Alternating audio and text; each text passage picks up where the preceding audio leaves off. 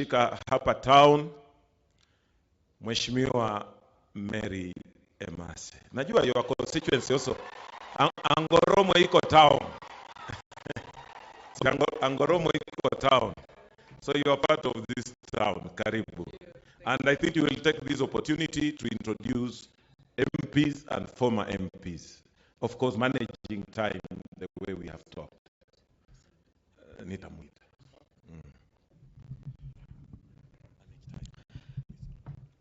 Your Excellency, Daktari William Samoei Ruto, CSS present, all dignitaries from both national and county government, our governor, Mheshimiwa His Excellency Otuoma, my colleagues, members of parliament present, and all Busians, and all our guests from all other parts of the country present here today. Hamjambo. God is good, and all the time. Mheshimiwa Rais, tunakukaribisha Busia. Tumetamani sana hii siku uweze kufika. Kikumbuka ile siku tumekuwa Kakamega, nilikuomba pia utupe nafasi tupange tukukaribishe Busia tuwa na maombi. Kwa hivyo tumefurahi, jisikie huko nyumbani. I will take this opportunity to welcome all members of parliament present, Mheshimiwa Kukaunya, Mheshimiwa John Waluke, Mheshimiwa Mulanya, you are around. Karibuni, Mheshimiwa, who else is here? Karibuni. I can't see the others. Karibuni sana. Tuje tu tupangane hapa tuseme machache, you know how we do it.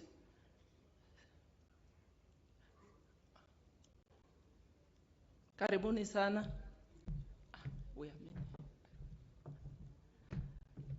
Nadhani tutaanza na wacha tuanze sisi watu wa nyumbani. Mheshimiwa Mulanya.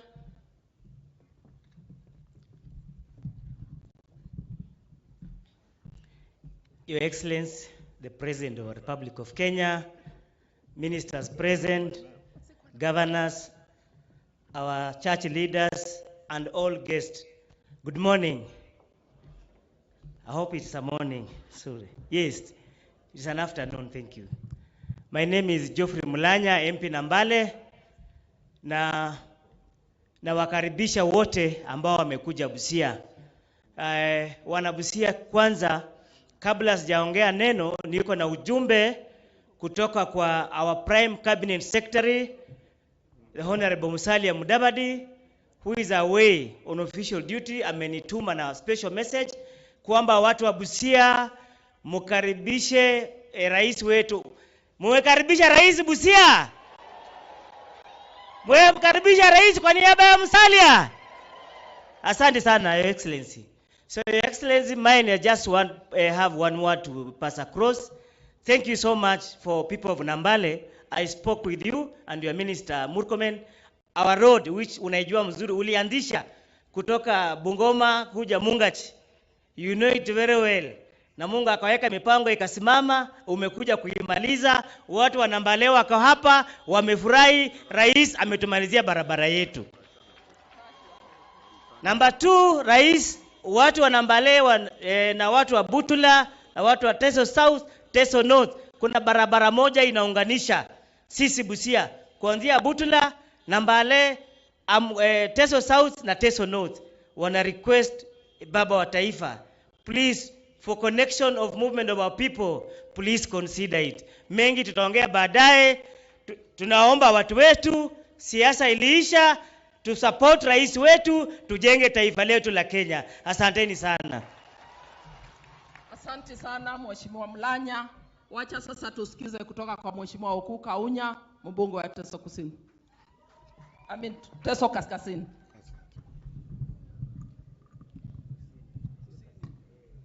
Asante sana Mheshimiwa Rais, Governor, all protocols are observed, na kanisa yetu takatifu. Hamjambo. nataka kuchukua fursa hii kwanza kusema kujitambulisha. Naitwa Kaunya, mbunge wa Teso Kaskazini. Nina furaha kuwa hapa kwa haya maombi kwa sababu pia tuko na maombi ya Parliament National Prayer ambayo ilikuwa iwe Wednesday wiki hii, na nafikiri Rais you are aware na utakuwa na sisi kule. Niko katika hiyo kamati ambayo inaandaa hiyo pia. Kwa hivyo nimekuja hapa pia kujiunga na kila mmoja. Ya pili, nataka kusema Rais, yale maongezi na yale ambayo tumefunzwa hapa ni ya muhimu sana. Tolerance in this country is important. Ndio tuwe na nchi ambayo ni moja. Lakini Rais, nataka kuongeza kwa that tolerance we should also include one other thing, na naomba viongozi wetu wa kidini tuongeze ndani yake kitu inaitwa inclusivity katika nchi yetu. Tuwe tolerant, tuwe inclusive na tuwe equitable, ili kila Mkenya ajisikie yuko ndani ya hii nchi. Hiyo ni muhimu sana kwa sisi viongozi.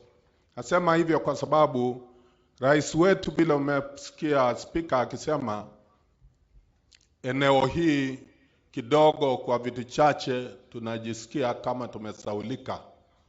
Kwa mfano, eneo ninawakilisha na hasa community ya Iteso, hatujapata kujisikia tuko ndani ya serikali.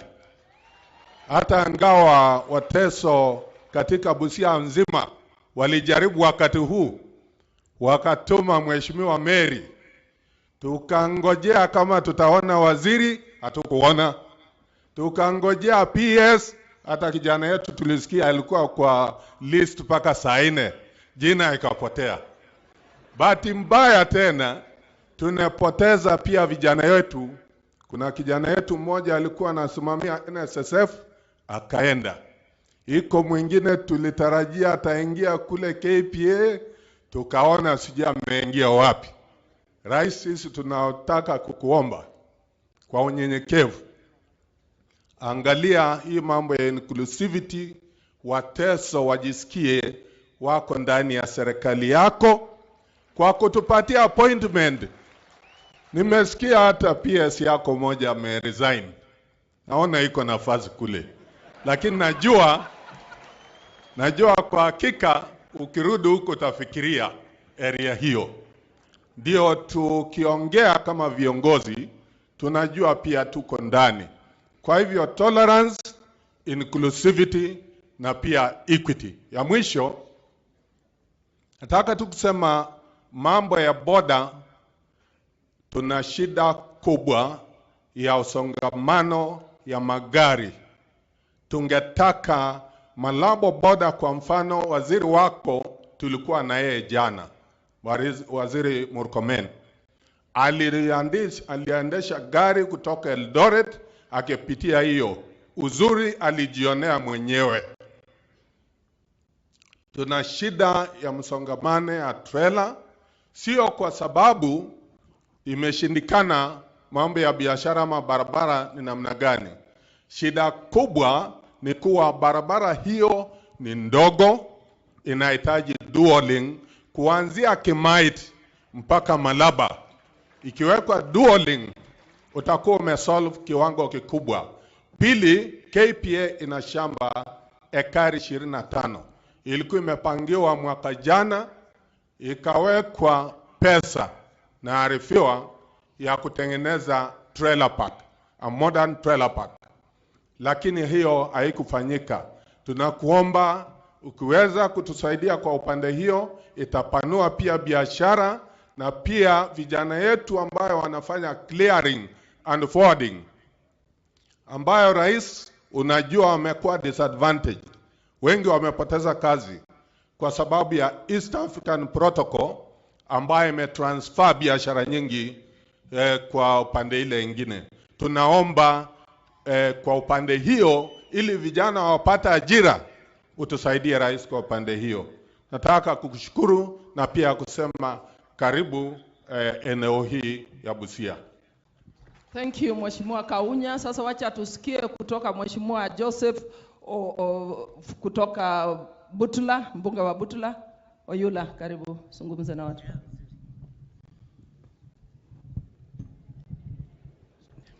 Asante sana Mheshimiwa Mary Emase.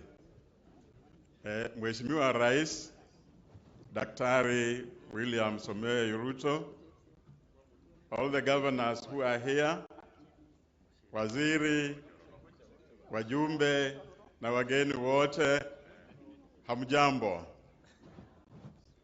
Mimi niko hapa kama mjumbe wa Butula. Majina ni Joseph Oyula. Na represent watu wa Butula in the National Assembly. Nitasema machache tu. Ya kwanza ni kukaribisha His Excellency the President na timu yake ambao wamefika hapa Busia. Mjisikie hapa Busia mko nyumbani. Ya pili, watu wa Busia umesikia economy haijafanya vizuri hii country yetu. Na watu wa Busia pia hawajafanya vizuri. In fact, contribution ya Busia to the national GDP ya Kenya is very minimal. So, ningeomba usaidie watu wa Busia. Sisi pia tuwe na industries ile ambayo tufanya sisi pia to contribute reasonably to the GDP of this country. Number 2, Your Excellency, Busia is at the border. So at times we compare ourselves with our neighbors. We used to be much higher than our neighbors. This time, we trail our neighbors. So I will ask your government to do something to bring us back to the level where we were in the past. Your Excellency, I represent the people of Butula. And the people of Butula have asked me to ask you specifically, kindly, they do not have any hospital facility in Butula. It's a big county without any hospital at all. We move our people to Busia, and then they end up going to Eldoret. So most of the patients from Butula, you will find them in Eldoret Referral Hospital, which becomes very expensive for some of us leaders going to Eldoret to see how they are, raise funds and so forth. So the request of the people of Butula, Your Excellency, please consider Butula for an hospital. Secondly, Your Excellency, the people of Butula have started an institution which is now under Masinde Muliro University. They have asked me to ask you if you can please consider recognizing this institution in the government and let it be a full-fledged university at an appropriate date. Your Excellency, Butula is one sub-county with very poor coverage in electricity. Our people are still in darkness. 90% of Butula people are still in darkness. We kindly request, Your Excellency, if you can do something so that the people of Butula also get light. If you can start with, say, 10,000 households, I'm sure we will see ourselves moving ahead like the others. Your Excellency, finally, there's a project which you personally started for me. not many people know that it is you who made me get the TVET college in Butula. This college is already completed. What we want is the machinery to be supplied and support from the government to build more classrooms and workshops. So far, we opened the doors in January, and now we have over 800 students. That requires an immediate attention. With those few remarks, Your Excellency, we welcome you to Busia and ask you in future, if you get time, don't forget Butula. Asante sana. Asante sana. Wacha sasa tusikize kutoka kwa Mheshimiwa Mshira, mbunge wa Onjororok. Mheshimiwa Rais wa Jamhuri ya Kenya, Dr. William Samoei Ruto, Governor, mawaziri na watu wa Busia, hamjambo. Hamjambo. Mimi naitwa Mshira kutoka Orojororok kule Nyandarua na nilitumwa na salamu. Mmepokea salamu za Nyandarua? Asante sana. Mheshimiwa Rais, mimi nitasema moja tu. Tukiwa na Mary Emase hapa, tuko kamati ya budget. Na Mheshimiwa Rais, kila mwaka kuna pesa huwa tunaweka ya wadosi ya kununua manyumba. Every year we allocate some money. Kwa sisi wabunge tunapata mortgage ndio tununue manyumba. Na hiyo Mheshimiwa Rais, hizo manyumba huwa tulipi na market rate, ni bei imeenda chini. Mheshimiwa Rais, juzi umesema pia hawa mahasura pia wawekewe pesa ndio waweze kununua manyumba pia kwa bei ya chini. Nikaona watu wengi wakaanza kulalamika. Mheshimiwa Rais, hawa mahasura, kama mimi nikinunua nyumba ya milioni 30 huwa nalipa na 3%. 3% ni kumaanisha nalipa hiyo milioni 30 na nalipa interest ya 1 million peke yake. Ningeenda kwa market bila hiyo kupunguziwa bei, ningelipa milioni 5 interest. That million na milioni 5 interest. Hiyo tofauti ya milioni 5 na milioni 1 inalipwa na hawa mahasura. It is our time now, pia sisi wadosi tuchukue hiyo burden ya mahasura. Na sijui kwa nini watu wanateta na wanasema wataenda kwa migomo wakisikia mahasura wa Busia watapata manyumba. Mheshimiwa Rais, wakati mlikuwa mnafanya campaign, the two leading candidates, wewe na your elder brother, nyinyi wote mlisema mtakuwa na housing kwa manifesto yenu, kwa sababu nilisikiza vizuri. Kila mtu alisema kutakuwa na housing levy. Former Prime Minister akifanya campaign nikamsikiza akasema kutakuwa na housing levy ya kununua manyumba. Pia wewe ukasema kutakuwa na housing levy ya kununua manyumba. Wakati umechukua na ukaanza kuimplement, sijui yule mwingine ndugu yako imekuwa namna gani, akaanza kubadilisha tone, akasema this is a bad policy.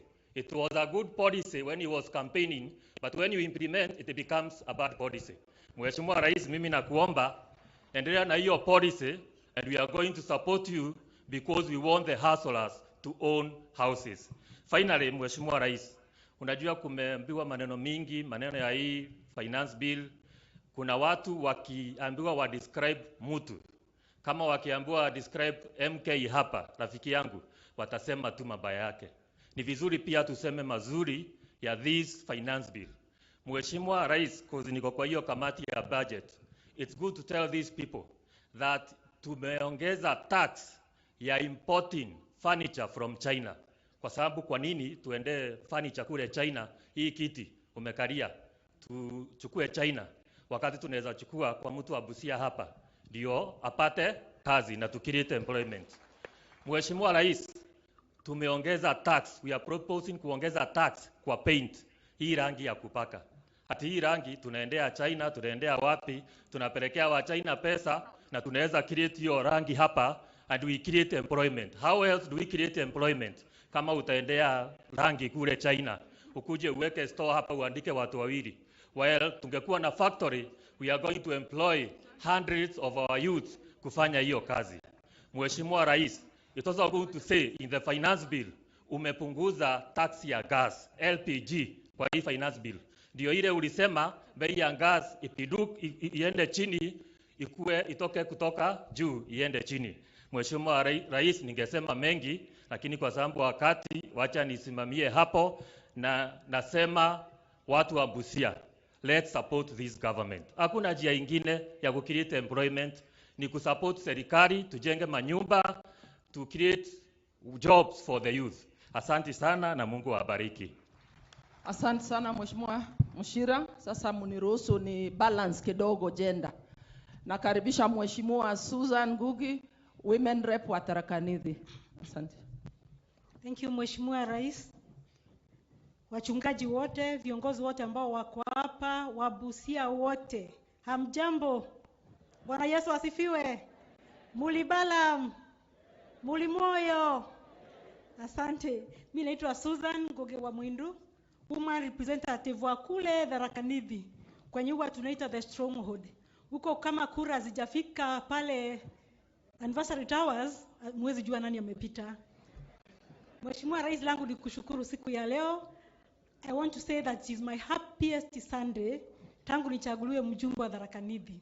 Unajua mimi nimekuwa MCA pale Tharaka Nithi, Mungu akanipandisha nikakuwa leo MP. Jambo la kwanza kutendeka siku ya leo ni kuingia ndege inaitwa Air Force. Mara yangu ya kwanza. Tena ni mara yangu ya kwanza kukanyaga Busia. La tatu ni mara yangu ya kwanza kuhubiriwa na Muislamu live nikimwangalia. Unajua pengine sisi Waislamu, na imagine akaleta topic mzuri sana ya kuvumiliana, tolerance. Sisi saa nyingine wa Kristo tunafikiria sisi ndio wazuri sana, wengine wajui Mungu, lakini leo ametuhubiria mpaka tukashika kwamba wengine hata leo tukiambiwa jioni tuende fellowship kanisa la Musikiti, mimi ndio kwa wa kwanza ndio nihubiriwe. Muombaji akaomba wa kwanza, akaomba mpaka akaomba tuondolewe ujinga. Na nikasikia maombi bando, kuna ombi la mwisho. Mimi nataka kupatia muombaji wa mwisho mwa Kenya kidogo, akiomba ombi la mwisho atuombee confidence in our leaders. Sababu tukichagua kiongozi kama Your Excellency the President of the Republic of Kenya, akituambia twende hivi, tusikae kama Wanaisraeli ambao hawakuamini Musa. Musa anawapeleka vizuri, hata anaona akikata maji na inafungana, anabomoa milima, anaua mpaka manyoka, na bado hawaamini. Muombaji wa mwisho atuombee tuwe na imani kwa viongozi wetu. Akituambia hapa ndipo tunapitia. Tuliamini President William Ruto na tukaamini ya kwamba popote atatupeleka tutakatia hapo. Mheshimiwa Rais, mnenaji wa mwisho amesema hakuna lile aliyezitokea. Sio kila mtu atakupenda. Je, kama Yesu alifufua wafu ambao hata wamehoza wakatembea, akaguza vipofu wakaona, viziwi wakasikia, walemavu kila mtu akawa mzuri, wakamtusi, wakamchapa, wakamsulubisha. Je, wewe? Kwa hivyo jua ya kwamba utatufanyia mambo mazuri, lakini utakemewa, utambua yote ni kuvumilia, tusonge nyuma, tusongesha mbele. La mwisho, wamama hello. Everything beautiful is expensive. Mama unabeba mtoto, unaanza kutapika, unashindwa kama mimi singekula chapati. Vitu mingi unakata, inafika siku ya mwisho, nduru, unamwaga damu, wengine wanaenda theater mpaka unaoperatiwa, lakini mtoto akitoka unasahau yote. Ukiona every developed country lazima iliumie, ilifinyika, nikapitia mambo mengi. Kwa hivyo wakati rais anatuambia mambo ya housing, mambo mingi, tutafinyika, tutatapika, tutatokwa na damu, tutaenda mpaka theater na ICU, lakini mtoto akitoka itakuwa raha tupu. Kwa hivyo tufuate rais. Mimi niko na imani na yeye, tumetembea hii dunia mzima, Singapore kila mahali, na wote watakwambia ndio wafike mahali wamefika ilikuwa maumivu. Kwa hivyo tukiambiwa mambo yote na mengine tushikilie hapo, tutakwenda vizuri. Kwa hiyo machache, simnitume Tharaka Nithi. na salamu. Wapi makofi kwa Susan? Asante sana. Wacha sasa nichukue nafasi hii nikaribishe Mheshimiwa Kwenya kutoka Kinango. Asante. Thank you. Your Excellency, the President of the Republic of Kenya, all the cabinet secretaries, governors around here, senators and members of parliament, the clergy, wananchi wa Busia, Bwana Yesu asifiwe. Mlembe swa. Asante, imefika hapo imeisha. Napenda nichukue nafasi hii kwanza nimshukuru Mungu sana kwa kutualia nafasi ya kuwa katika eneo hili ili tulete shukrani kwa Mungu kwa yale mazuri ametutendea. Mimi naitwa Kwenya Thuku, mimi ni mbunge wa Kinangop. Kinangop iko Nyandarua County, ni about 8 million centimeters from Nairobi, 80,000 meters from Nairobi, 80 kilometers from Nairobi. So we within the central region. Na Mheshimiwa Rais, mambo mengi yamesemwa hapa, na nashukuru sana viongozi wote ambao wameongea, lakini ni vizuri pia kuambiana ukweli, kwa sababu ukweli ni mzuri, na Biblia husema ya kwamba they shall know the truth and the truth shall set them free. Mambo hayo yote ambayo tunakadilia na tunatamani yafanyike katika maeneo haya yetu, ni vema kukubali ya kwamba rais lazima tumpatie nafasi na tumpatie every support so that then he is able to collect all the revenue ili aweze kuappropriate hizo barabara, hizo TVETs, hizo mambo zote ambazo tunataka zifanyike. Na nashukuru rais kwa sababu for the first time tumeona ukiengage leaders ambao wamechaguliwa ili waweze kuelewa ni wapi tunatoka na ni wapi tunaenda. Mambo ya finance bill imefanyiwa uchochezi, na nashukuru Mungu. Mtu mmoja ambaye mchungaji mmoja akiomba hapa alisema ya kwamba Mungu atusamehe. Mchungaji wa nyama, nimesikia ukiomba vile. Mungu atusamehe kwa sababu ya uchochezi ambao tumefanya kama viongozi. Na ukweli ni kwamba kuna uchochezi mwingi katika mambo ya finance bill, na ni kwa sababu watu hawakuwa naelewa, lakini sisi kama viongozi tumepata nafasi ya kuelewa ni nini hiyo, na ndivyo maana unaona ya kwamba wengine wetu tulichaguliwa tukiwa Azimio. Kama mimi nilichaguliwa na chama cha Jubilee, lakini kwa sababu ya kujua ukweli nimesema ya kwamba I am going to support the president to make sure that he delivers this country to the next level. Kwa sababu hatuwezi we cannot dwell in elections mood year in year out. We must allow ourselves to grow and to get to the next level. If you're not going to support our leaders, tukishachagua kiongozi leo, kesho tunataka tena tuketi kwa meza, sio ili wewe ufaidike wewe mwananchi, ni ili familia fulani ziwe ndizo zitakazofaidika na maandamano yako. Tafadhali wananchi, na waomba msikubali kuingizwa katika uongo wa siasa. Let us focus for the next 5 years, 10 years and see our country grow. I want to appeal to all young people kwa sababu tunatumika vibaya. Na rais, nikubalie tu niseme kwa sababu tuko na uchungu. Hata mimi nimeomba Mungu anisamehe kwa sababu ya uchungu. Nimekuwa na uchungu sana nikiona vijana wetu wakitumika vibaya. Juzi tumeona wamelipwa wakati kiongozi mmoja wa vikundi haramu, proscribed group inaitwa Mungiki, ameitwa na DCI kwa sababu ya ukorofi yake. Vijana wetu wamelipwa na tunajua ni nani amewalipa ili kwenda kuandamana kwa DCI. Sisi watu wa mlima tungetaka kukuambia rais, hatutakubali hata kama ndiye aliyekuwa rais anafanya kazi ile, kwa sababu hatuogopi, tunajua jinsi anavyofanya kutumia vijana wetu vibaya, ilhari wako makazi mazuri, wanaishi maisha mazuri. Vijana, nawaomba kwa unyenyekevu, tusikubali kuongozwa kwa njia upotevu, kutumika na watu ambao wanajitafutia vyeo, wanajitafutia nafasi katika serikali ambayo imechaguliwa halali, kwa sababu wao ni kama Kaini, wamejawa na wivu na machungu ya kwamba ndugu mdogo amechukua uongozi. Shika uongozi imara rais, na tuko nyuma yako mpaka mwisho.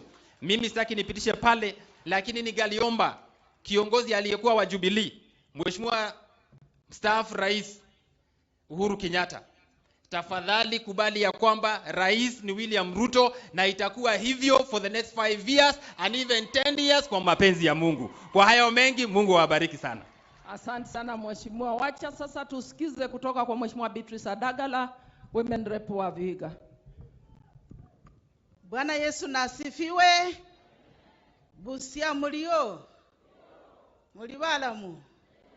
Mwengodie. Hapo ndio nafikisha. Mimi naitwa Adagala, mama kutoka Vihiga County. Na Your Excellency the President, the church leadership and all protocols observed. Neno limetembea. Wahubiri wamenena. Ile nimesikia kutoka kwa Muislamu. Si huyo ni Mungu mwenyewe? Ama alikuwa ni yeye alikuwa ananena? Huyo ni Mungu. Na hata kama we ni Farao namna gani, kama we ni Farao, roho yako itayeyuka. Mimi, Your Excellency, wewe tulitembea na yeye Western Region na ukasema utatusaidia kujenga mabarabara zenye unaona hawa viongozi wakilia, na umepewa jina mzuri. Nimesikia wanakuita Zakayo. Na hapa wamesema Zakayo fanya kazi. Ushuru lazima watu wafanye nini? Walipe. Watu wa Busia, wacha niwaambie. Mkiona mabwenyenye wakisema wataki kulipa ushuru, hao ndio wako na kampuni kubwa kubwa za maziwa, za gas, hawataki kulipa ushuru. Sasa wanataka barabara zetu tujenge namna gani? Zakayo, finya kabisa ushuru, mabwenyenye walipe ushuru. Hao watu wa Busia, hao watu tumekaa kwa hii hall, sisi hatupati mshahara over 100,000. Wale watu ndio wanapata mishahara kubwa kubwa na walipe ushuru. Finance bill isomwe na kila mtu. Msiseme kuna mtu kando amemsomea. Hiyo bill iko mzuri. Mmesikia viti kutoka China, tunataka wakina Omondi, wakina Wafula watengeneze viti hapa, tununue sisi wenyewe na tuweke pesa mfukoni. Jambo la mwisho, mimi kama mama nimeudhika, nimekuwa mahali mbali na nikasikia kiongozi mmoja anasema hii Kenya anataka kuandikia UN waigawe apate sehemu yake. Wakenya walienda kwa kura tarehe 8 last year na wakapiga na wakachagua viongozi wa counties chini mpaka MCA, wakachagua rais ambaye ni William Samoei Ruto. Wakenya, mko tayari Kenya kugawa? Mnaambia huyo mzee namna gani? Busia si mmesema mzee apatie William Samoei kazi, nafasi afanye kazi, wa Kenya tupate pesa, wa mama waweke pesa mfukoni, wakina mama kuna hustler fund, tuchukue pesa tuweke, tufanyie kazi, tuweke pesa mkononi. Mwaulire mwakula nziko wala ndi bandu bibihiga mirembe no tena mnakaribisha Vihiga. Your Excellency, the next one should be Vihiga. Thank you so much and welcome. Aya, wacha sasa tusikize kutoka kwa John Waluke ambaye pia ni chairman wetu wa Western Caucus ya wabunge. Asante sana. Asante sana Mheshimiwa, Your Excellency, the President of the Republic of Kenya Defense and the Commander-in-Chief of the Defense Forces, kanisa, mabishops wote ambao wako hapa, mawaziri, PSS, governors wawili, Ken Lusaka ya Bungoma na host ya hapa, wananchi wenzangu, Bwana Yesu asifiwe. Mimi yangu yatakuwa machache kwa vile najua rais anataka kwenda kwa shughuli nyingine kutoka hapa. Yangu, Your Excellency, ni kukushukuru kwa kuja kwetu kutuona kama watu ya Western Region. Na ukue huku kila mara. Kazi yangu kama chairman ya Western Region Caucus ni kuunganisha hao watu wote, Busia, Vihiga, Kakamega, Bungoma, Trans Nzoia. Sisi kama jamii wale tuko hapa, uwe Mkikuyu, uwe Mkalenjin, uwe Mjaluo, Mteso, Muluya, kabila zote, msupport. Tuungane kwa pamoja sisi kama jamii. Na hiyo ndiyo itakuwa nguvu yetu. Tukiongelea ukiwa Msomali, hapa ndio kwako. Bila ukabila, bila chuki, bila shauku. Tuishi na tukae kwa umoja, kwa upendo. Na chini ya utawala ya Rais William Samoei Ruto. Ruto kazi yake mimi nimekaa naye miaka mingi, 25 years. Hakuna siku atakupromise kitu na akose kufanya. Sasa kuwa na imani naye. Wangapi wanasema watasupport Ruto, watasimama na Ruto? Yes, namna hiyo. Simama na msupport, muwe na imani na yeye. Hajakaa kwa hii serikali miaka mingi kama wale wengine. Ndiye ameanza tu, hata budget yake ya kwanza bado ndio tutafanya mwezi wa 6. So kuwa na imani na yeye. Vile vingine ilifanyika, hapana weka blame kwake sana kwa vile yeye hachahusika na mambo ya fedha ya nchi hii. Tunashukuru Rais, wewe ni mwokofu. Na kila mara unaomba. Na tena familia yako imeokoka pamoja na naibu wa rais na mke wake. Makanisa haya yote, maombi ambao iko leo ni ya kuombea wewe na kuombea nchi hii. Hii vitu ambazo tunataka katika Western, Your Excellency, mambo ya bottom up approach. Tunaomba ufufue the 2 industries ya cotton hapa Busia na ile ya Malava Malakisi. Hiyo ndio itaifufua uchumi na watu watakuwa na pesa mfukoni. Na tena mambo ya miwa. Hao watu tegemeo yao ni miwa. Bora factories za miwa zisiake vizuri na bei iwe sawa sawa. Wawekezaji wale wa kutoka nje wasilete sukari mingi. Sisi tutainuka. Kuongelea kuhusu mambo ya bila umekawa mamlaka ya nchi hii. Sisi kama watu ya Western tunafurahia. Kwa vile tuko ndani ya hii serikali. Wa executive tuko na vijana wawili, Wetangula na Mudavadi. Na sisi wote tunaishi kama watu ya Western Kenya. Kwa hivyo Mheshimiwa Kaunya amesema, lakini ameenda kwa njia ya ukora. Hakusema straight. Kaunya ungesema Wateso mlipata nafasi ya principal secretary. Lakini Mheshimiwa Rais, tunaomba ulipea yeye principal administrative secretary.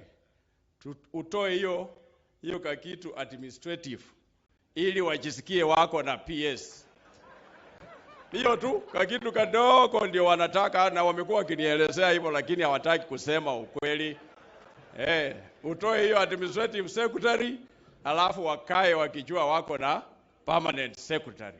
Ni hiyo tu ambayo hakuna kitu kingine. Mungu awabariki sana.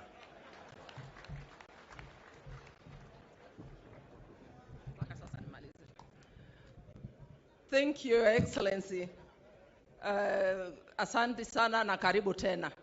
Yangu ya kwanza, I want to nataka nikurudishie shukrani na pongezi. Na nikushukuru sana kwa sababu ulihakikisha kwamba sisi kama Busia umetuweka ndani ya serikali yako. I want to thank you for the appointment of Honorable Ababu, CS Sports, and of appointment of Susan Mangeni, PS kwa mambo ya biashara. Your Excellency, wewe unajua Busia vile ilikuwa. Tulijaribu and it was not easy. The terrain was rough. Timu Kenya kwanza Busia. I am telling you Excellency, wakati mwingine hata tulikuwa tunapigwa kelele kwa makongamano, kwa mashughuli mbalimbali. So at this juncture, allow me nisimamishe tu baadhi ya hawa timu Kenya kwanza wameketi hapa, wasimame tu wakupunge mkono. Masombo, your team and the entire team from Osieko to these people worked. Wako hapa wengine kutoka Kakamega, sometimes from Vihiga. My friends Jackie and the team would come here and give us support. Your Excellency, I thank you. Lakini najua bado unapanga serikali. You are still organizing government and it's a continuous process. Kuna baadhi wao wamesaulika kidogo. Lakini sio kusaulika, hii mambo ni polepole. I am sure even members of parliament, you cannot put all our supporters in positions on the same day. Polepole akiendelea kupanga serikali, Mheshimiwa Rais, kumbuka hawa wanaume. Remember this team and place them somewhere. And on the same note, kwa board, kwa constitutional commissions, wherever, Your Excellency. And while on the same note, I know my brother Oku has spoken about it and Mheshimiwa Waluke has spoken about it. My community, the people I represent, Your Excellency, your friends, the Teso community, wanasema hapo juu wakumbuke. We've gotten a few membership, tumepata chama ni moja, lakini in the interest of inclusivity and equity. Hata hii kiti Mheshimiwa Rais inaitwa ambassador wa Teso hatujaisikia. Hatujaipata. Ukitupatia kidogo, uongeze kidogo, tuko sawa. And my next point before I forget, Your Excellency. Busia tuna shida kubwa sana. And I know it's a cross-cutting problem across the country. Unemployment. Vijana hawana kazi kabisa. And I'm happy that we have the CS trade here today. Wanakuria, some of the treaties we sign, I think we need to do a kind of a post-mortem before we sign. The East African Treaty on Common Trade, the one that created the one border point, sisi imetuchapa vibaya. Hakuna biashara tauni hii ya Busia. Hakuna biashara Malaba. Biashara ilivuka. Watu wenda kila kitu inchi jirani. So we need to relook into that treaty and see how do we balance so that zote tunapata biashara. Na nikizungumzia mambo ya ukosefu wa kazi, mimi nataka kuambia wananchi wa Busia, hii serikali ni yetu na hii uchumi lazima sisi zote tuijenge. Na ndio kwa sababu Rais ametuambia mara mingi, we need to live within our means as a government. Mimi niko katika budget. 60% ya mapato yetu inaenda kulipa deni. Na ndio kwa sababu tunasema hii ushuru tunaambiwa tulipe. Wale ambao halipi ushuru, let us be patriotic. Tukubali kulipa ushuru. Na wale ambao watalipa ushuru ni wale watu wako na mshahara kama sisi wadosi. Ndio tunalipa hii pesa. So that we can have enough money tujenge hizi manyumba, na nimezungumza na gavana wetu. Governor tuketi na wabunge. So that we identify land, tuko na mashamba. Hizi manyumba zinajengwa, let us launch other projects hapa Busia, tujenge hizo nyumba hapa town. Vijana wapate ajira. Tuko na technical institute. Si vijana wanasoma ufundi, tunawapeleka wapi? Wapate ajira, watu waanze kuweka pesa mfukoni. Ya tatu, gavana leo niko nyumbani. Nimetamani rais kukuja tuseme mambo yetu. Mambo ya hospitali, I want to emphasize on what the governor said. Mheshimiwa Rais, sisi tumezaana, tumekuwa wengi. Idadi ya wananchi ya Busia imeshinda size ya hii hospitali ambayo tuko na inaitwa referral. Mimi huwa naenda huko kuangalia wagonjwa. It is bad. Support our governor to expand the hospital. Ile hospitali ambayo inatusaidia hapa ni Eldoret. Kila kesi referral Eldoret. Na sasa zingine hata kufika huko ni shida. So I propose tusaidie kila sub county, we upgrade the hospitals there, tupunguze ile congestion ambayo iko hapa katika referral hospital. And on the same note, tuko na Lupe Hospital. We have a university. Naomba ikuwe upgraded to make for purposes of learning and research. Na hii mambo ya infectious diseases, we have enough land in Alupe. Tumemwambia governor tunaweza mpatia shamba ingine to isolate the center for infectious diseases. Lakini hiyo hospitali tunahitaji isaidie wananchi wa Teso Kusini. Na vile vile Kocholia. Tuko na KMTC ambao tumekuomba wakati utapata nafasi utakuja kuifungua. That Kocholia hospital needs to be upgraded for purposes of training, learning and research at the KMTC. Kwa hivyo ya mwisho kabisa, tuko kwa border, Mheshimiwa Rais. There is illegal mining happening along the border. Sasa hivi ukisimama kule Alupe utaona mulima right at the border. Hata ile mchanga ambao inatolewa kutoka kwa hiyo mining Najua hivi karibuni itafunika ile river ambao inatugawa, and so many livelihoods, human and livestock, are depending on that river. Sasa hatujui kama hao watu tayari wameingia Kenya, wanachukua rasilimali yetu, dhahabu yetu inaenda, hatuna habari. So there is need for the Department of Interior kuangalia mambo hiyo boundary na the security of our wealth along the border. And as I close, Your Excellency, again, tumekubaliana wabunge Teso North, Teso South, Nambale na Butula. You've advised us this year we put resources towards completing ongoing projects. Lakini hapo mbele, Mheshimiwa Rais, lami hiyo barabara kutoka Butula to Magoro, from Machakos to Mianga, we need links to the main road. We need to open the county to trade so that wananchi wanaweza transport goods, bidhaa zao, na tujenge uchumi yako ya Busia County. Asante sana Mheshimiwa Rais, tunashukuru, jisikie nyumbani. Asante. Asante sana Mheshimiwa. Nafikiria ile inahusu county tumezungumuza na tumekubaliana vile tutafanya.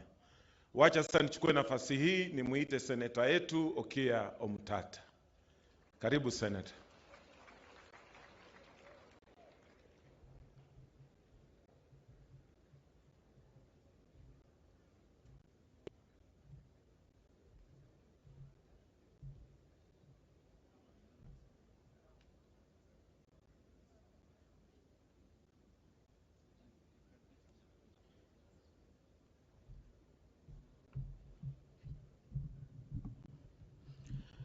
Bwana Yesu asifiwe. Salamu alaikum.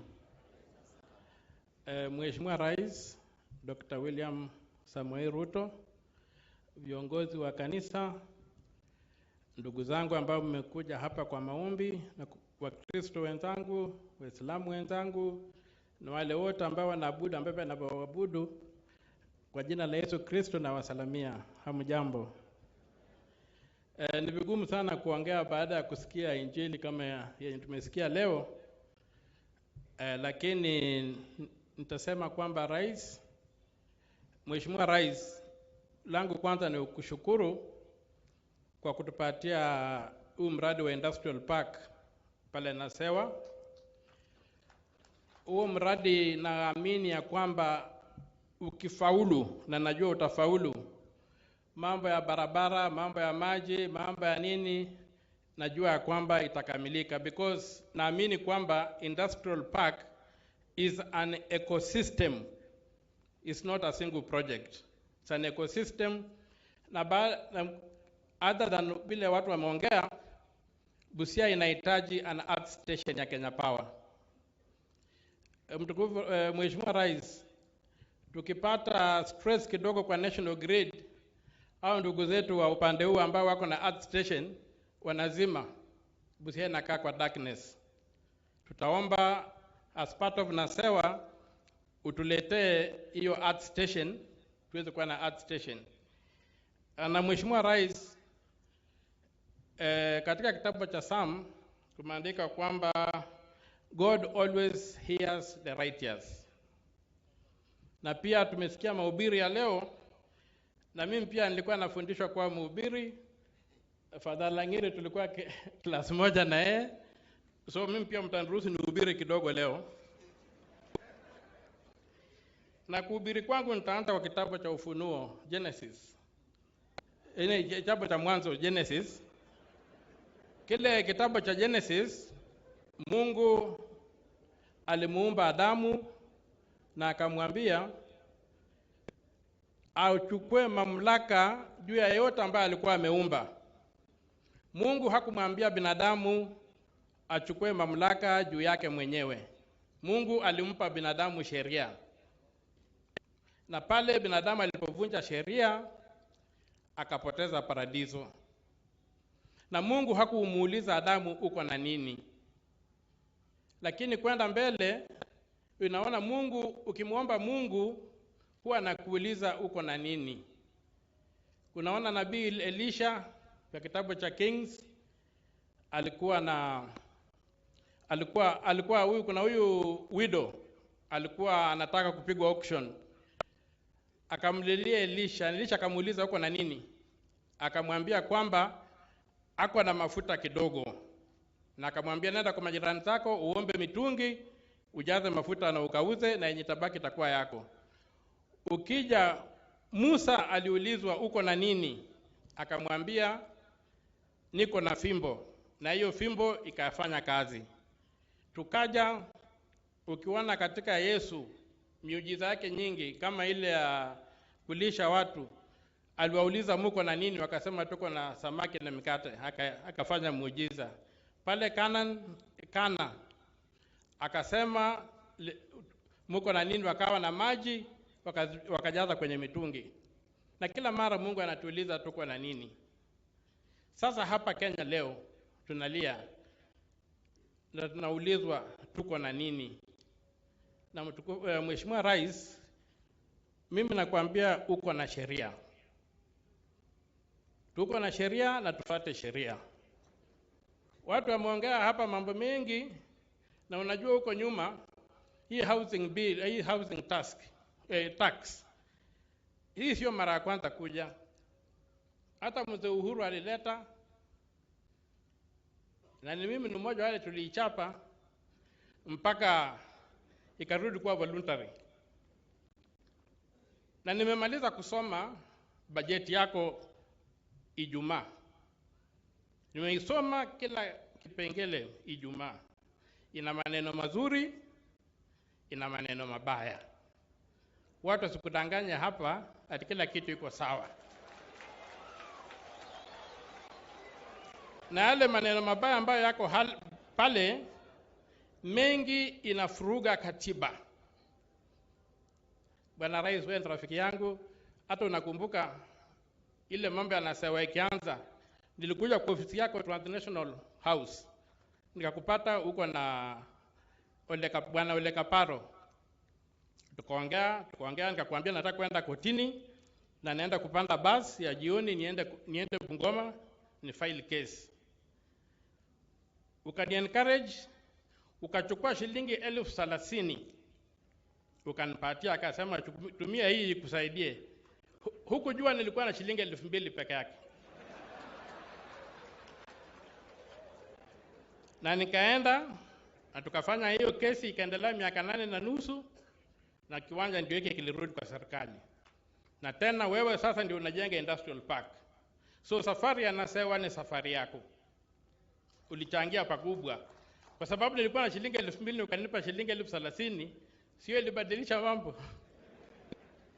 Ndio nasema wewe ni rafiki yangu, lakini mbele ya katiba ni rafiki yangu mkubwa kuliko wewe.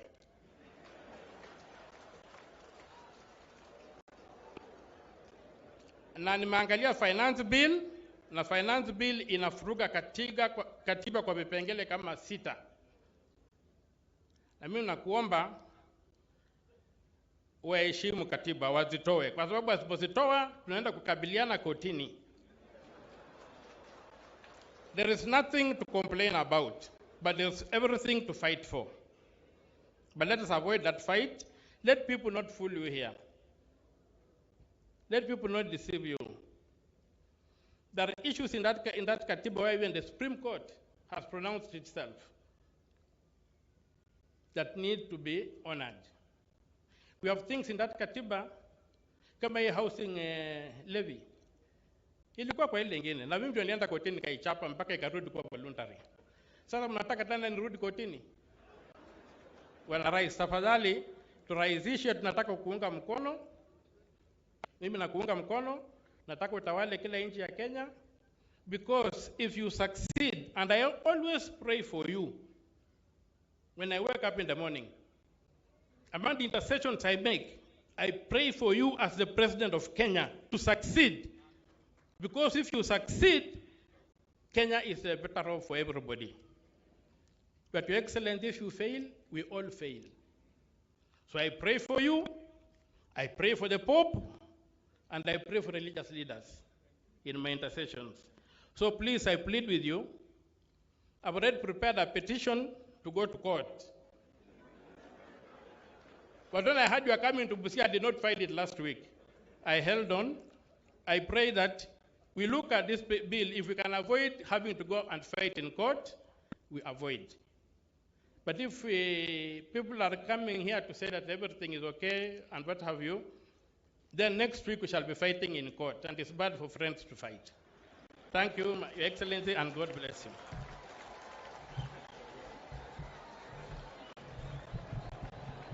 Aya, tumesikia ukio mtata. Asanteni.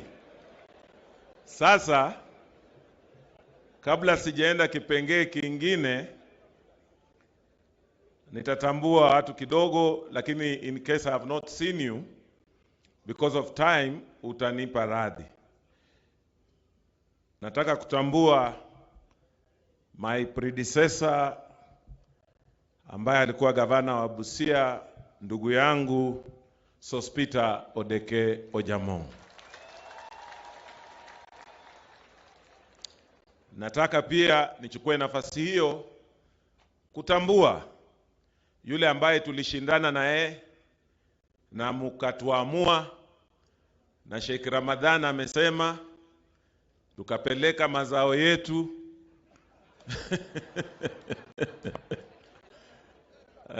tukapeleka mazao yetu na mambo ikawa namna hiyo. So wacha nitambue ndugu yangu mkubwa hapa, Mheshimiwa Sakwa Bunyasi, ambaye ni asante sana kwa rais. Najua wametambua wale ambao umewapatia kazi, ndugu yangu wa Babu, Susan na wakinausia hapa rafiki yangu, lakini nafikiria pia huyo umempatia mahali. Hako chairman wa Vision 2030. Nilifikiria dada yangu atatambua waliyekuwa wabunge wa zamani. So if you have been an MP and I can throw my eyes, I can see my sister Florence Mutua, you can wave. Any other former member of parliament who is here? Oh, Omigo Magara kutoka Kisii yuko hapo, rafiki wa president pia. Mzee wetu, mzee Philip Masinde, na kutambua. Rais, unaona huyo mzee bado ako sawa. He told me he's 91, but you can see how agile he is. Bado ako. Iko rafiki yangu hapa, nera yangu Sami Wea. Iko ndugu yetu pale Agoi kutoka Vihiga. I think those are the former members of parliament ambao nimeona. Nyingine kuna pia wazee wetu kidogo ambao ni rafiki wa rais, na amesema niwape tu dakika moja wasalimiane, alafu niingie kipindi kinakuja. Kuna mzee wetu Fred Gumo Kangumu, rais alisema unaweza kusalimia hata kani kusema amen. Karibu. Ukuje useme tu amen dakika moja, hiyo ilikuwa ombi la rais.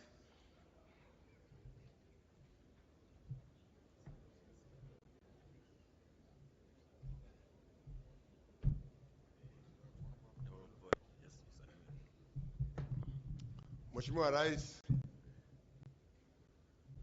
gavana wetu wa hapa, viongozi wote ambao wametembea na rais na wananchi wa Busia, hamjambo. Yangu kweli itakuwa machache. Kwanza, Mheshimiwa Rais, tunakukaribisha Busia. Hii ndio mara ya kwanza tangu uwe rais mimi kuongea mbele yako. It's the first time. Na niko na maneno matatu tu. Ya kwanza, Mheshimiwa Rais, sisi tulikuwa watu wa pande ile, nyinyi mkawa pande hii. Mimi ni ODM, wewe ukawa UDA na wenzako. Kabla hatujawaenda kiwanjani, tulielewana yule atashinda tutakubaliana na yeye. Tulikubali. Na sisi tulishindwa, tukaenda mpaka Supreme Court. Sasa hata kama Supreme Court ilikata vibaya, hakuna pali ingine tena. Sasa wewe ni president, kalia kiti, Endesha kazi, rudisha Wakenya pamoja. Kwa maana hakuna nafasi nyingine pale nyingine. Hata hii mambo ambayo tunasema haiwezekani. Hakuna kwisha. Sisi sasa ni kusema tu haleluya. Ya pili. Unajua mimi najua huyu kijana sana. Yeye anaweza kazi. Na wale mumepewa kazi na yeye, saidieni yeye. Juzi alisema anataka kupigana na corruption. Corruption haiwezi kukwisha dunia hii.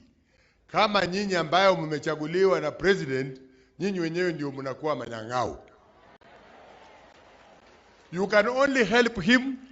Mtu akikuletea kitu mwambie sitaki. Then you will have helped him. Because mimi I know he can manage. With the support. He's a worker, he's strong character. Na anaweza kusema no na aseme ni no. Vile nilisikia akisema juzi, I think sasa amekata kauli. Na nyinyi mtaanguka. Ya mwisho, rais. Kitu tunataka peace. We want peace. Tumetembea katika dunia hii. Tumeona nchi ambazo zimekuwa na mashida. Siku moja tulienda Liberia na the late President Moi. Out of every 10 people, watu wengine hawana mkono ama hawana mguu. Na unajua nini inaleta hii mambo yote? Mdomo. Hakuna kitu kingine. Ukiongea ovyo ovyo. This is from both the government and opposition. Lazima tuchunge midomo yetu. Don't say something that can incite people. These people want peace. And we cannot support or help the president unless tunaongea mambo ya kuleta watu pamoja. Asanteni. Haya, wacha pia nimuite AG Emeritus, our former senator wako pia ukuje. Nafikiria niliambiwa hao wawili kuja useme kwa kanisa. Wacha aseme kwa kanisa. Tuelewane, hii ni kanisa. Wacha wasalimie.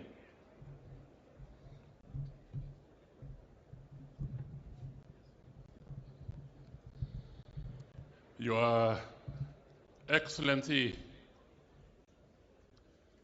Dr. William Samoei Ruto,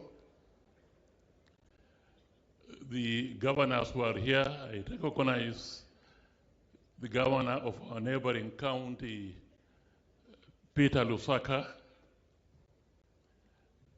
the ministers who are here. I can't see very well, but I heard the name of Kuri, the CS Trade being mentioned, but all of you, welcome. The chief officers who are here, wana Busia, hamjambo? Hamjambo tena? Muko na furaha kukaribisha Dr. William Samoei Ruto. Muko na furaha? Mnapenda aje tena? Mengi imesemwa hapa, particularly mimi kama a young elder, kwa sababu the real elder Philip Masinde is here. So I'm just a young, big trained to be an elder. I support all that has been said by the members of parliament. So I don't have to repeat it again. Dr. William Samoei Ruto, you are the duly elected President of the Republic of Kenya and Commander-in-Chief of the Defense Forces, according to our Constitution. Wewe ndio uko. Na Romans 13, sisi wa Kristo tunasema kwamba we have to respect, obey, and honor your office and your person as the president of this country. Katiba pia inasema kwamba the county governments must work. They are independent, but they work closely with the national government. So the county government of Busia and the people of Busia must work with the duly elected president. Na yeye inamujua. He is from my village in Nairobi. As an ordinary MP, I knew him. We interacted together when he was first elected to parliament. I know him as a good worker, very hard worker. Mtu ambaye ni politician, and in his spare time, anasoma doctor of philosophy, not in politics, but in some planned ecology, I don't know what. Na napata hiyo, hapana cheza na yeye. You don't play about with him. Mnasikia? So, Ruto, you are with you. Tumeona wewe, Mr. President, and your ministers going to other areas. Natembea huko, even twice, 3 times. Unaenda kwa interdenominational prayers. Unaenda for development, inspecting development projects. Na sisi tunajua wewe kama deputy president, ulikuwa unakuja hapa sana.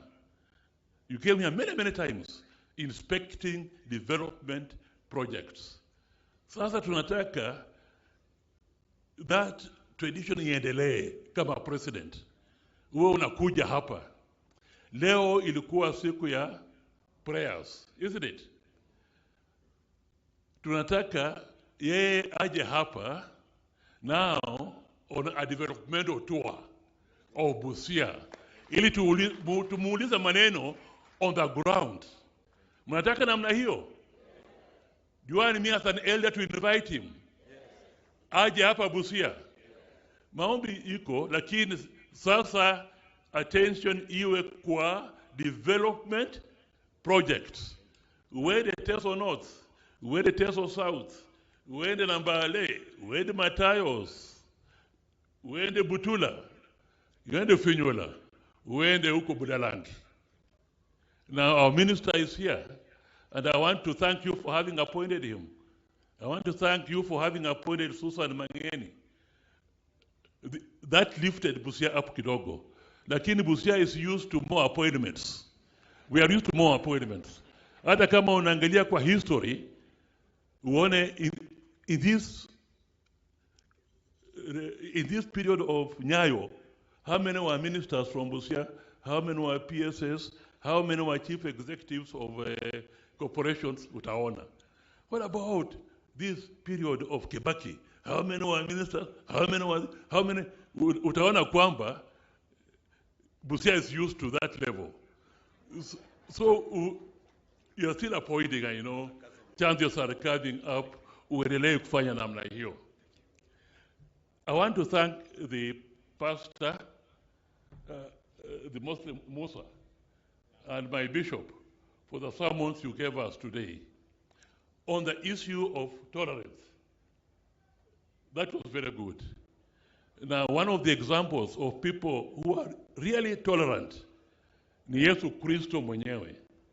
Kwa sababu when he was on the cross, he was abused. Many people said, you said you could do this, where are you? What are you doing? You know, you said yes. He was abused. But instead of answering back, he was tolerant. He pleaded with God, please forgive them, for they do not know what they are saying. Even the soldier whose ears were cut, he replaced that ear. So tolerance is there. The issue of unity, keep in focus as a Christian that in Christ there is neither Jew nor Greek. Translate to Kenya, in Christ there is neither Kikuyu, Luya, Luo, Iteso, whatever. We are all one. And if the one can be appointed on the issue of merit, well and good. Just keep in focus that. I thank you for coming. I've invited you, and I hope you'll give me a date so that I can convey to the governor when you are now coming for development projects. Haya, asanti. Nafikiria pia niliintroduce my predecessor Mheshimiwa Ojamong. Rais amesema kuja usalimie kidogo.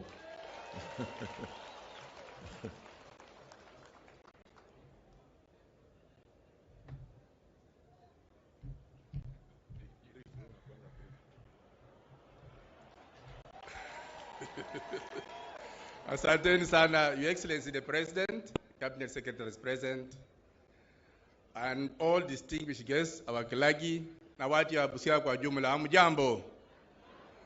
Yangu ni furaha tu leo kwa maombi ambayo umetupatia.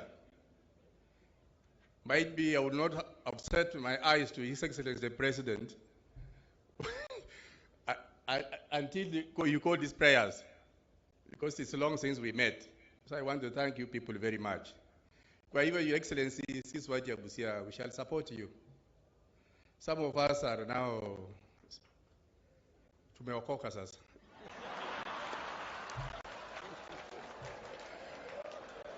Tulikuwa kuangilikana lakini tumeingia Katoliki sasa, sivyo?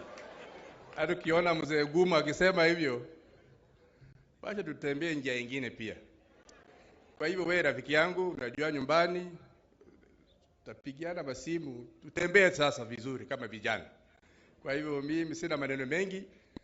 Gavana tutafanya na yeye kazi vizuri, usiwe na wasiwasi. Mimi sitakuwa gavana tena. Katiba ilikataa. Hata mkisukuma namna gani. Wewe tufanye kazi pamoja, kama kuna mahali tunasaidiana twende pamoja. Kwa hivyo welcome Your Excellency na karibu tena. Asante. Rais, si unaona nimelinda yeye mzuri, lakini anasema pia unaweza salimiana tu na yeye. Usimsahau sana. Aliniambia hiyo. So mimi ujumbe nimefikisha. Haya, tuko pia na my deputy governor Mheshimiwa Arthur Odera, pia ni rafiki wa rais, wacha wasalimie just 1 minute. Asante sana Mheshimiwa Rais mpendwa Daktari Ruto, mawaziri mlioko hapa, kanisa takatifu, asanteni kwa maombi. Nyote mabibi na mabwana, hamjambo. Rais, niruhusu niseme mambo mawili ambayo inahusiana na kaunti yetu. Moja ni kwamba Rais, wewe unajua jiografia ya hapa, na wewe umekuwa ukisema mara nyingi kwamba tunataka kujenga uchumi, na asante sana kutupatia industrial park na EPZ. Lakini ukiangalia upande wa kusini wa kaunti yetu tuko na ziwa Victoria. Ukiangalia upande wa kaskazini tuko na mlima Elgon huko. Na hii kaunti tuna shida kubwa ya maji ambayo inakithiri kilimo. Maji, tuna shida na afya kwa sababu maji haitoshi. Mvua ya kutegemewa imekuwa nadra. Sasa kilimo, afya na shughuli nyingi zinaumia kwa sababu ya ukosefu na maji. Na huku tuna ziwa, huku tuna mlima ambao zinaweza kutupatia maji ya kutosha katika kaunti hii. Kinachohitajika ni uwekezaji tu katika maji hayo. Kwa hivyo tunaomba serikali yako Mheshimiwa Rais, kuna dam project ambayo iko Mount Elgon inaweza kusaidia maji. Kuna dam project ambayo inaitwa Ngololo Dam, ikikamilika itatupunguzia hiyo shida. Kuna Kocholia Dam ambayo iko hapo, itatupunguzia ikifanywa na serikali yako. Kuna project ya Port Victoria ambayo tunataka kutoa maji kutoka ziwa Victoria itutosheleze shida za maji. Kuna project ambayo iko Ugalo kuleta maji Butula kupitia Butula constituency mpaka Bumala ambayo inaweza kutukamilishia hayo. Kwa hivyo tunaomba serikali yako ikiwezekana uwekezaji Mheshimiwa Rais, ili tupate maji ambayo itatusaidia katika kaunti hii, ili tuweze kupatia vijana ajira kupitia kwa kilimo. La mwisho Mheshimiwa Rais, wewe I have good memories of working closely with you. Na nikiwa mbunge, kuna mradi ulituanzishia katika Teso North. Huo mradi ilikuwa mradi wa kusaidia shule 7, TVET 1, wakulima zaidi ya 2500 ambayo inaitwa Totokakile Bridge. Hiyo wewe ulisema ifanywe, ikafanywa design, ikafanywa survey, ikawekwa kwa tenda, lakini baadaye ikatolewa. Tafadhali Mheshimiwa Rais, fikiria hayo tukamilishie mradi huo. Na mwisho, Your Excellency President, Biblia inasema mti mzuri unajulikana kwa matunda yake. Sio matawi, sio urefu, sio upana, unajulikana kwa matunda. Na sisi hapa Busia tushaonja matunda yako na tunatamani kula zaidi ya matunda yako. Mungu akubariki. Haya, asante sana. Huyo ni Mheshimiwa Arthur Odera, rafiki wa rais, na ndio tunafanya kazi naye. Wacha nitambue tu Busia Professionals. Mnaweza tu kusimama mpungie rais mkono. Busia Professionals ambao wako hapa, mpungie rais. Ndio hao wako hapa. Wakina Miri kwa ndio huyo ulikuwa unaambiwa ametoka NSSF, bado unaweza mkumbuka. Niko hapa na ndugu yangu Meso pia, ulikuanga naye, nafikia pia unamjua. Professor wewe nilikuintroduce. Siwezi maliza nyote, lakini rais ameona professionals ndio hao. Na umeona wamekuja, si unajua. Si hata mimi nilikuwa nakufuata kidogo kidogo. Tukapangana hapo mbele. Haya, Busia Council of Elders, pale mko pia muunge mkono, msalimie rais. Asante. Council of Elders ndio wale wako pale. Kama nimesahau, asante sana, including Mzee Masinde. Kama nimesahau, mtanuia radhi. Wacha pia Mheshimiwa Rais, nimetembea na mwenzangu First Lady uko hapo, wacha pia kusalimie. Salimia tu kidogo. Haya, asante. Sasa hiyo maneno tumemaliza. Sawa. Imani imekuja. Sawa. So wacha nafasi hii nimpatie Mheshimiwa Malala na uwe kwa ufupi vile tumeelewana. Alafu ndio tupeane hiyo kipindi inakuja.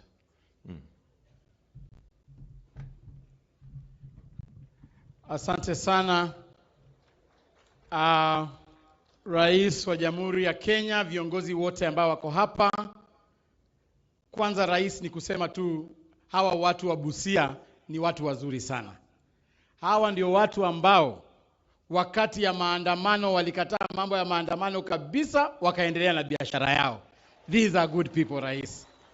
Na hii yote ni kwa sababu ya uongozi mzuri, transformative leadership ya gavana wa kaunti ya Busia. He is an open-minded leader. Yeye ni mtu ambaye hata kama hayuko upande moja na sisi kisiasa, yeye anafanya kazi na serikali ambayo imechaguliwa ndio alete maendeleo katika Busia County. Tunasema asante sana gavana kwa kuendelea kuwa hivyo. Ni kuomba tu viongozi wetu wa mkoa wa Magharibi, mnajua katika kitabu, kwa sababu kila mtu anahubiri, wacha nisome tu Bible, mimi niende nikae chini. Katika kitabu cha Genesis chapter 7 verse 1 to 5, Mwenyezi Mungu aliambia Noah kwamba yeye anatengeneza safina, kwamba mafuriko inakuja, watu waingie kwa safina ndio wasiwawe na mafuriko, na akaambia watu waanze kuingia. Mimi ningependa kuomba kwa unyenyekevu jamii yetu ya mkoa wa Magharibi, safina imeundwa na rais wetu William Ruto. Amenituma mimi Noah kuwaomba, tafadhali ingieni kwa safina, tafadhali. Mafuriko isiwamalize. Mheshimiwa Ojamong, ingia kwa safina. Hii Kiswahili mingi unaongea hapa, uongelee ndani ya safina. Tafadhali. Tusiongelee nje, mafuriko ikuje muzame. Mimi nawaomba tafadhali msimame na rais, kwa sababu rais ndio rais wa Jamhuri ya Kenya. Na ningependa tu kuleta salamu za kiongozi wetu Mheshimiwa Musalia Mudavadi, amepeana salamu zake, mmempokea? Vile vile pia ningependa kuleta salamu za spika wetu Moses Masika Wetangula. Mumezipokea? Asanteni na Mwenyezi Mungu awabariki. Asante. Leo Malala umekuwa mfupi. Asante sana. So wacha nichukue wakati huu nimuite our cabinet secretary Mheshimiwa Babu na Mwamba aweze kuendesha hiyo kipindi inakuja. Alafu ndio tuone. Karibu.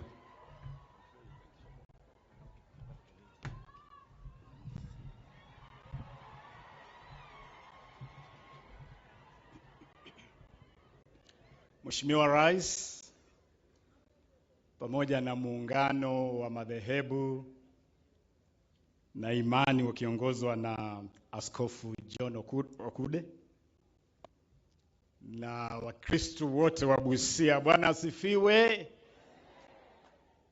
Mulembe emri akoliae abandu ba Busia kubolanga mbwe okerame mao ni wina. Okerame mao ni wina. Nesaila ra efwe ni wina. Ebundo leo kono kubola uri okerame mao. Thank you very much. Mheshimiwa Rais, nataka kuchukua fursa hii kukukaribisha hapa nyumbani na kwa haraka sana kutambua wenzangu maafisa wa serikali ambao wametembea hapa pamoja na wewe. Tuko hapa na Principal Secretary watano, nitawatambua tu kwa haraka sana. Principal Secretary for Interior Raymond Omolo, karibu sana Busia. Principal Secretary for Planning James Mohati, ambaye ni mtoto wa hapa nyumbani, karibu James. Principal Secretary for Higher Education Beatrice Inyangala, karibu sana Beatrice. Principal Secretary for Industry Jonah Mohwana, karibu sana daktari. And Principal Secretary MSME, ambaye ni mtoto wa hapa nyumbani, dada yetu Susan Auma Mangeni, karibu sana Susan. Kwa niaba ya hawa viongozi wa serikali ambao wametembea pamoja na Mheshimiwa Rais, nitamwalika PS Susan aseme machache kwa niaba yenu nyote. Lakini Susan, unapokuja vile ningependa kutambua maafisa wengine wengi wa serikali ambao wako hapa pamoja na sisi. Tuko na Chief Administrative Secretaries ambao wako hapa pamoja na sisi. And I want to recognize Jacqueline Mwenesi ambaye ni dada yetu kutoka Vihiga. Karibu sana Jacqueline. Tuko hapa na ndugu yetu Mheshimiwa Agoi. Karibu ndugu Agoi. Na katika hicho kitengo cha CAS, we also have Mheshimiwa Benjamin Washeli, dada yetu Anne Wanjiko, Sudi Wandabusi, and Nancy Kibaba.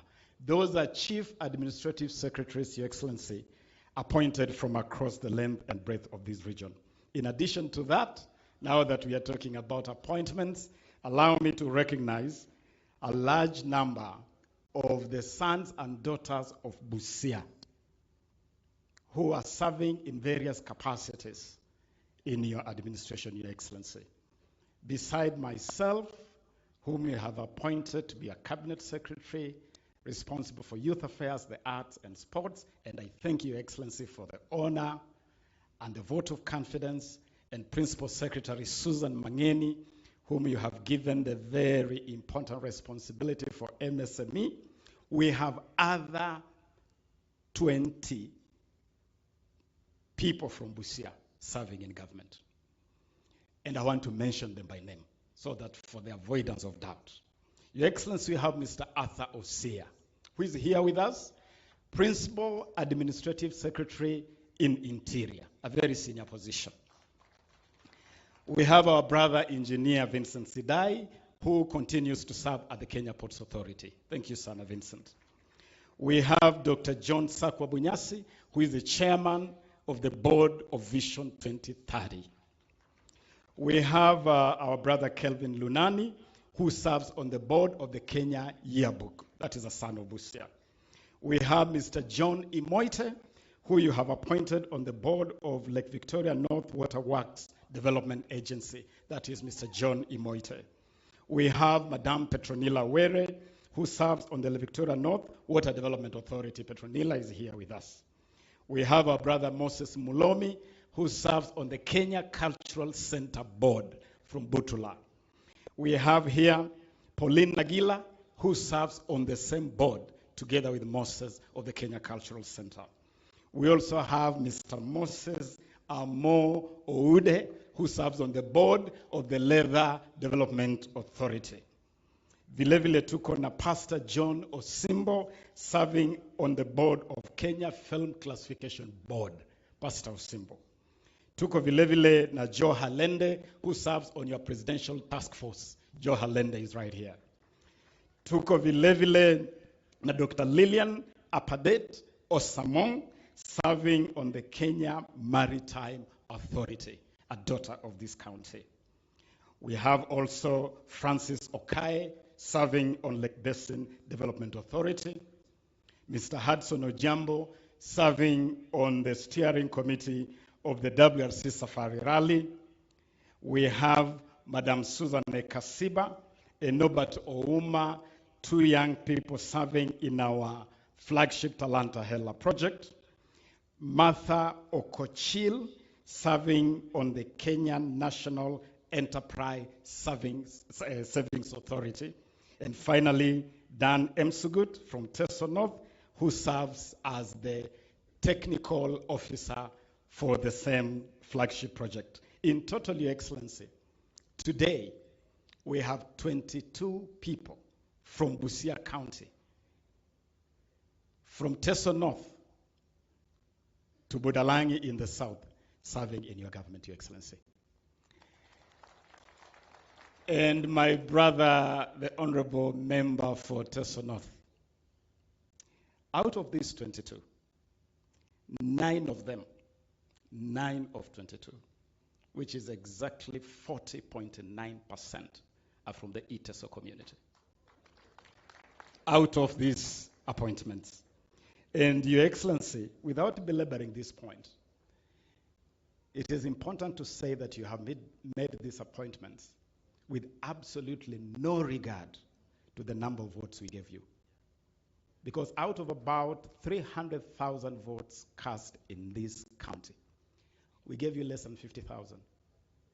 Exactly 48,800. Now, in terms of return, you have actually outdid yourself. In terms of integrating this county in your administration. And therefore, while we will always appreciate more, and should you have more, Your Excellency, more space in your administration, Busia will appreciate. Let us, first of all, appreciate these 22 sons and daughters of Busia that have already been appointed into government. Your Excellency, there is even a larger number of other sons and daughters of the Western region who you have appointed to various positions.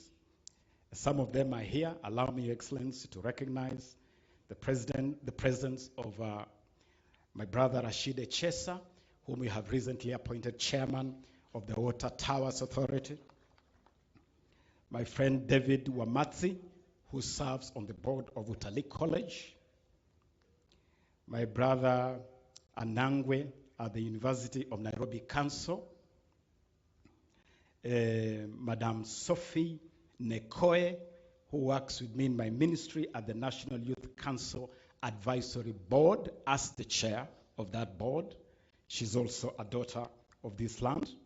And Mheshimiwa Mwambu Mabonga, who is now the chair of the Insurance Regulatory Authority. Those are appointments, some of the appointments across the region. So tuseme shukran kwa Mheshimiwa Rais jameni. Na kwa niaba yetu sote, I want to ask PS Susan Mangeni to say a word on behalf of these government officers who are here with us. Susan.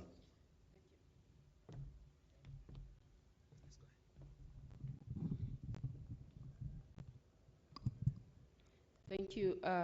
Your Excellency, the President of the Republic of Kenya, Dr. William Samoei Ruto, the clergy, Your Excellency the Governor of Busia, Dr. Paul Otuoma, former governor, all leaders who are here, my colleagues, cabinet secretaries, principal secretaries, hamjambo, Bwana asifiwe.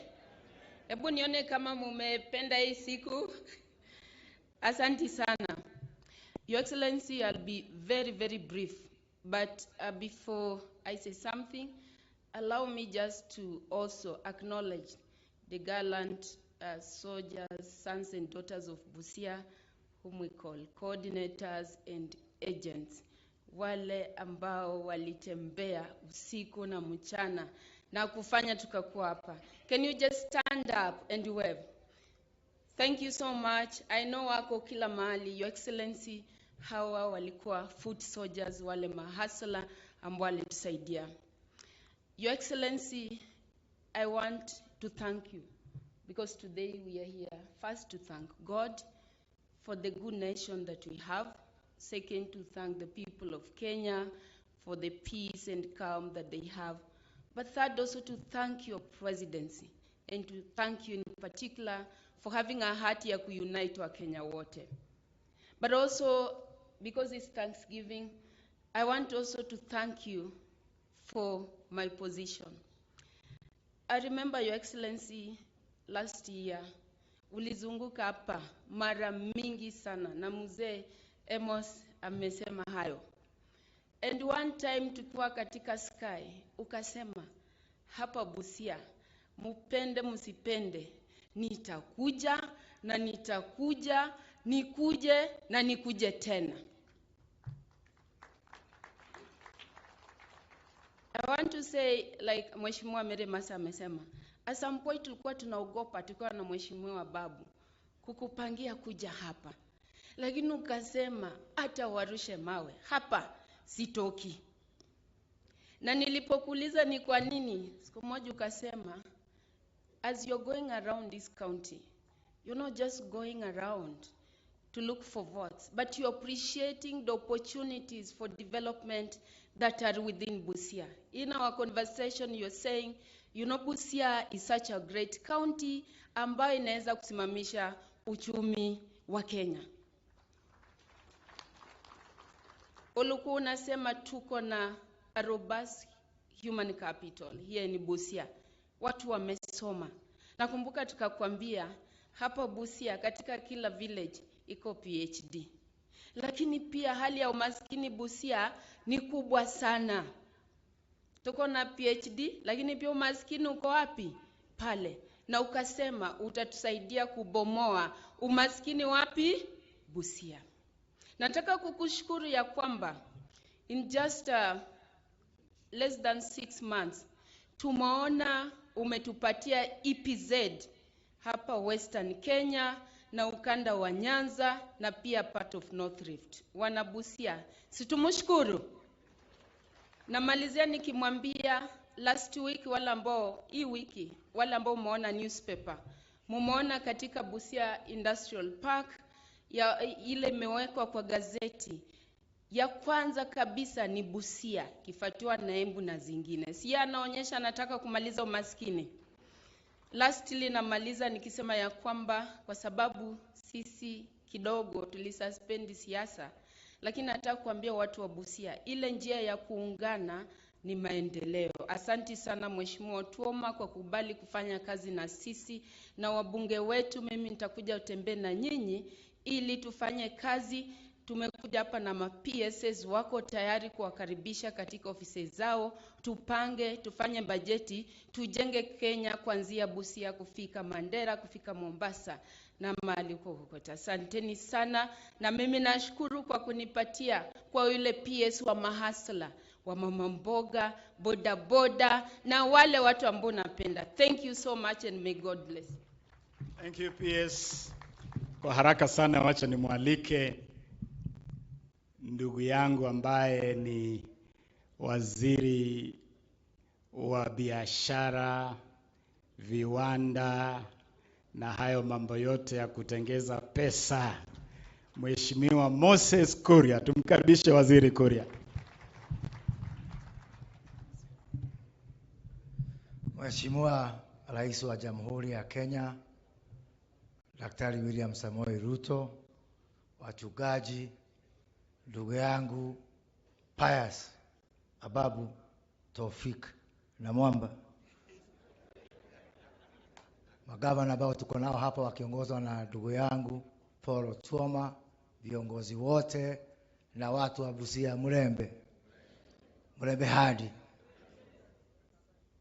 Wacha hiyo ingine nisiendelee sana kwa sababu kuna watu hawaelewi hiyo lugha yetu. Taendelea siku nyingine. Lakini Mheshimiwa Rais, nimefurahi kuja hapa. Mara ya mwisho kuja Busia tulikuwa pale chini hapa Nambale, tukiwa katika Economic Forum ya Busia, na nilikuwa hapo. Mheshimiwa Rais alikuwa hapo, Musalia alikuwa hapo, Mheshimiwa Bunyasi alikuwa hapo, na mimi nikasikiza watu wa Busia, na nikasikia hao watu hata kama wako na mashida na matatizo, lakini network wako nayo.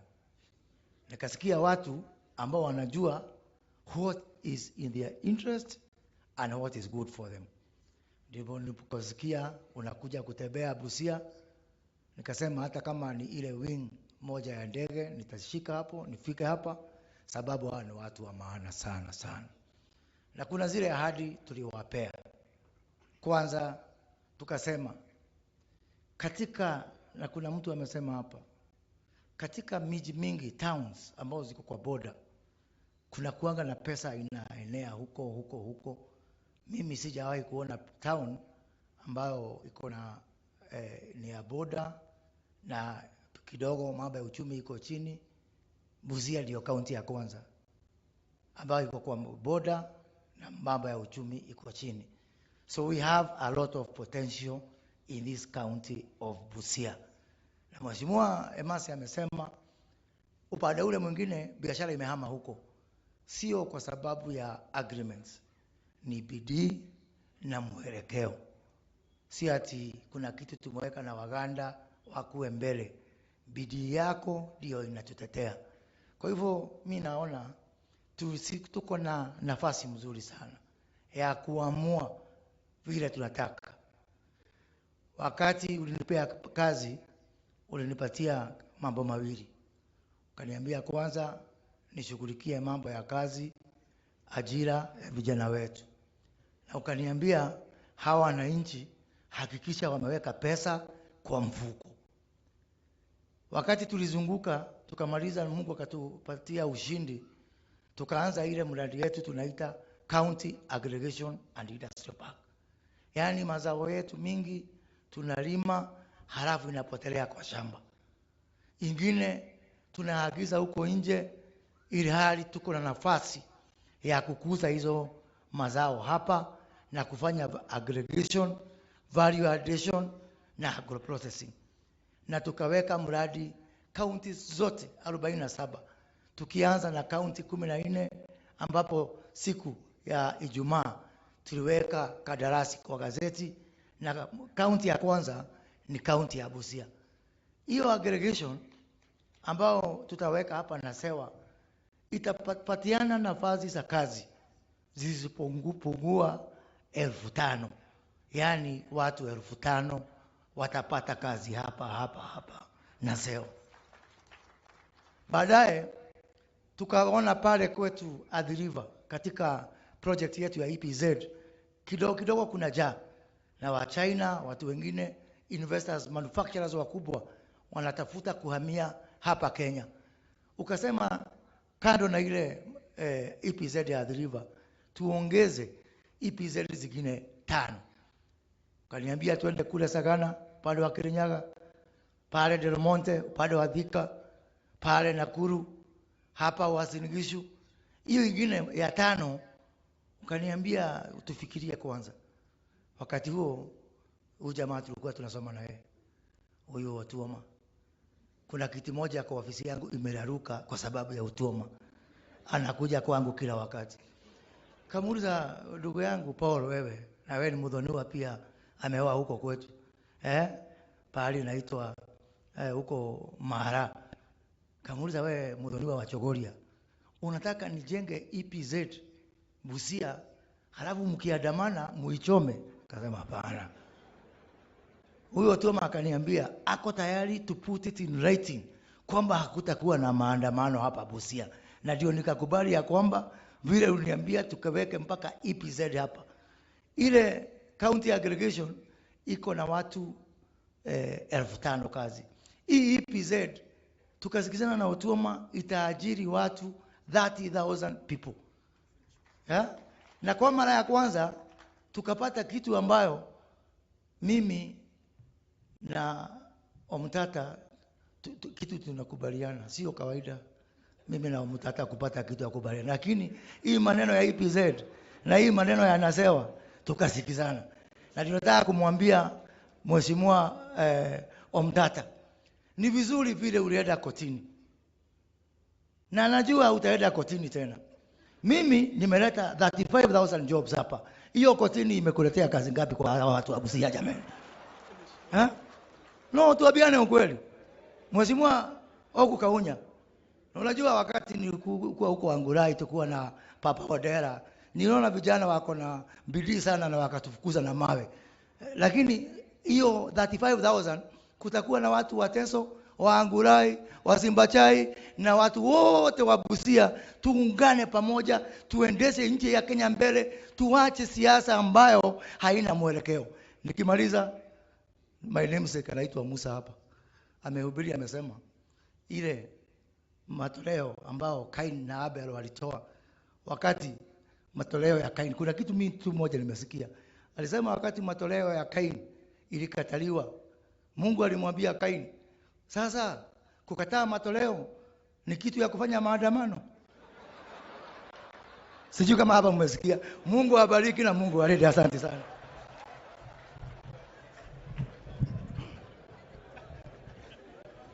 Asante sana Mheshimiwa Waziri Moses. Hiyo kukataliwa hiyo si kitu cha kukasirikia. Very quickly, Excellency, allow me to just say a couple of things. Number one ni kusema watu wa Busia, kama kweli tumekaa hapa leo kwa amani, kwa utulivu ndani ya hii Busia Stadium, na tuko hapa na muungwana anaitwa William Samoei Ruto, na tunamuita Mheshimiwa Rais, mimi nasema tu Ebeneza. Nasema nini? Ebeneza. Yale ambao tumepitia, watu wa Busia ninawashukuru sana. All the 48,800 of you, led by our gallant candidates for all positions, from MCA to governor, all our party coordinators, all of you wherever you are seated, all of you presidential agents who braved incredible pressure to deliver this, I tell you, God bless you. And this is a day to tell you, asanteni sana. And Your Excellency, thank you for keeping us focused, encouraged through that storm. Number two, Wakenya tufahamu ya kwamba hii serikali ya William Ruto inafanya kazi kwa mpango. Tumejipanga sawa sawa. Hata mpango huu mnazungumzia wa Nasewa Industrial Park EPZ. Kumbukeni ya kwamba tarehe 6 mwezi wa 5 mwaka uliopita 2022 tumekusanyika pale Mungati TTI for the Busia Economic Forum.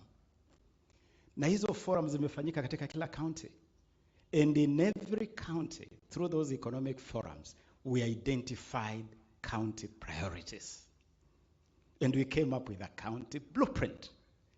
Now we are rolling out that blueprint. That industrial park, that EPZ, is a direct product of the Mungati Busia Economic Forum. Tufahamu hivyo. Kazi kwa mpango. And my brother Okia, my very good friend, you know, you used the court platform because it was the only platform available to you. Nimesikia ukiambia rais utaenda mahakamani. Mimi am an officer of the court, I'm an advocate of the High Court of Kenya. Lakini sasa watu wa Busia wamekupatia forum. You are the honorable senator of the great county of Busia. You don't need the courtroom no more. You need the floor of the Senate of the Republic of Kenya. I want to ask you, my brother, deploy that national forum. Represent the people of Busia. If you have any issues with the finance bill or the budget policy statement, go to the floor of the Senate and reflect the will, the voice of the people of Busia. And the Greek used to say, Vox populi, vox Dei. The voice of the people is the voice of God. So, achana na mahakama, sasa keti Senate. And I know if you bring proper debate to the Senate, you will add value to this finance bill. Ama namna gani? Mwisho, Your Excellency, you told us that you have shifted the paradigm from leaders and their pursuit of power to the people and the economic empowerment. Kenyans need to get that. We have shifted from people and their pursuit of leaders and their pursuit of power, and the people and the economic empowerment. And those of us who sit in cabinet, the president directs us every day on that paradigm shift. Mimi Rais amenipa amri to sort out this space of sports, youth, the arts. Na niwaambie, we inherited a decayed system. We inherited a bankrupt system. And we are trying to bring back life to that system. Hata kwa mpira mumesahau, we inherited a system where Kenya had been banned by FIFA. There was no football going on in Kenya at the time William Ruto was elected president. In 1 month, after he appointed me minister and instructed me, told me, Waziri, I want football back. Whatever you do. Na nikakimbia kuonana na mtu anaitwa Gianni Infantino, the president of FIFA. Si tumerudisha football. The suspension was lifted. Kazi kwa mpango. Fixing the decay and the rot that we inherited. It's not easy to fix rot and decay worth 5 years. That is what we are doing. Na hapa Busia, His Excellency the President has asked me, na mimi ni mtu yake ya mkono hapa ameniambia, Busia is the county of champions. Busia is the county of McDonald Mariga, the first Kenyan to win the Champions League. Busia is the county of the only boy from Kenya who has played in the English Premier League. Busia is the county of sportsmen and women. So he has told me we must have proper sports infrastructure in Busia. Na nimezungumza na gavana, my brother. Nimekuja hapa, Your Excellency, on your instructions. I have inspected this Busia stadium. But we have agreed with Paul, as the governor, that because what we want in Busia is not a small, ordinary stadium, in honor of the great heritage of Busia as a sporting county, the county will fix this stadium. Itafanya marekebisho kidogo to make this stadium playable. But the county has now donated 50 acres as part of the Nasewa ecosystem, where we are going to construct a new sports city. And so it is going to be called Busia Industrial Park and Sports City, with a whole sporting ecosystem. And Your Excellency, we are ready. Governor has already written to me, offering the 50 acres of land. And so the people of Busia, good things are coming. Lakini kazi kwa mpango. Kazi namna gani? Kwa mpango. Thank you, Your Excellency. Sumesikia hiyo maneno? Mambo ya stadium, mambo hiyo ingine. So wacha nichukue nafasi hii nimuite pia ndugu yangu jirani, former speaker na tena governor Ken Lusaka of Bungoma Diocese.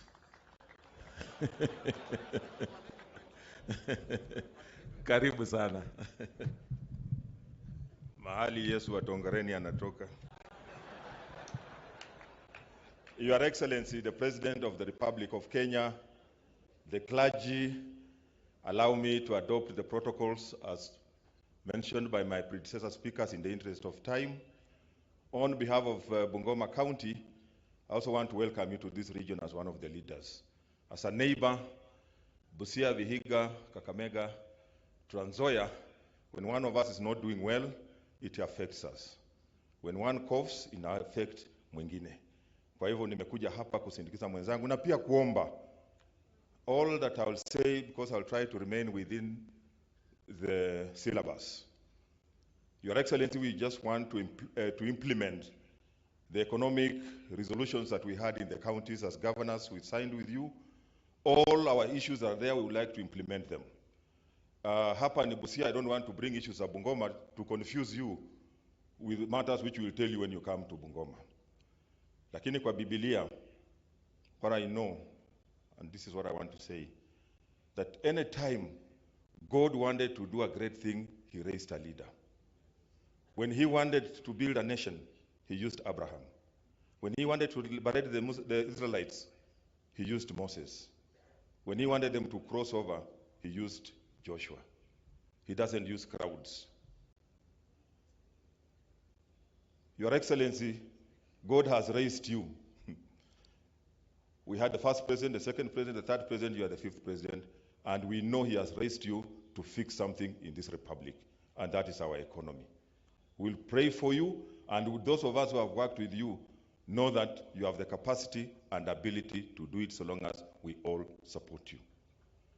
Sisi tukiwa viongozi, mimi pia watu wa Bungoma wako hapa, tutakuunga mkono, tunakukaribisha next time ukuje tufanye maombi huko kwetu. As I conclude, I want to quote Joshua 1:9. Ukiangalia Joshua 1 mpaka huko 9 iko na mambo mingi, but this is what God says in verse 9. Have I not commanded you? Be strong and of good courage. Do not be afraid. Do not be dismayed, for the Lord your God is with you wherever you go. Mungu atakuwa na wewe kila mahali unaenda. Wanazungumzia, I want just to echo what Mzee Gumo said, that what we speak can easily bring this country down. Nimekuwa nakuja kwa gari nikasoma vitu zingine, naona ni ndoto za mchana ati Kenya iwe mbili. Tafadhali, let us not go that route as leaders. Let us remain united. We are talking about integration, not disintegration ya Kenya kuwa na vitu zingine. Kwa hivyo hayo mazungumzo tuachane nayo. Nikimalizia, Mheshimiwa Rais, kwa kwetu this region we have been very lucky as I conclude, na nataka nishukuru mabishops wangu wako hapa. Tumekuwa na bahati kuwa na cardinal wa kwanza wa Catholic. Archbishop wa Bukala pia anatoka eneo hili kusimamia Anglican. Sasa tunavyozungumza tuko na mtu anaitwa wa Cardinal Archbishop wa Catholic Anyolo, sorry, kutoka pia Bungoma. But we also have the misfortune of being with very people ambao wamepoteza mwelekeo ati Yesu watongareni. Your Excellency, juzi alishikwa. Tukataka aombe atoke ndani, ikashindikana. Wakati walisema wanaenda kusulubisha yeye mwezi wa 4, akaita polisi. Akasema yeye atasulubishwa mwezi wa 7. Time is not a strategy. Mwezi wa 7 unakuja, tunangoja kauli kama atasulubishwa. Your Excellency, may God bless you. Asanteni sana. Asante sana. Mheshimiwa Rais, mimi sitakuwa na mengi. Viongozi wa Busia wamezungumuza na pia tumezungumuza na wewe na tukakubaliana leo itakuwa siku ya maombi na kutoa shukrani, na tutakuwa na siku ya kuzungumuza na kutekeleza mipango ya maendeleo ambayo tayari wale viongozi wamezungumzia. Nimeshukuru sana ndugu yangu, rafiki yangu Moses Kuria. Bila umesema sangine uelewanangi na umutata kwa mambo ingine, mimi pia ingine nilikuwa sielewanangi na wewe. Lakini kwa hii ya kufufua uchumi na kutafuta wawekezaji na kuhakikisha kwamba we open new frontiers for Kenya to make that quantum leap, hiyo tutashikana kama chanda na pete. The things you are doing now, that is how Korea left us. That is how Malaysia left us. Na hapa Busia nimefanikiwa kupata wageni mbalimbali. Nimekuwa na Japanese ambassador, nimekuwa na European Union ambassador, na wote wako interested na hii mpaka.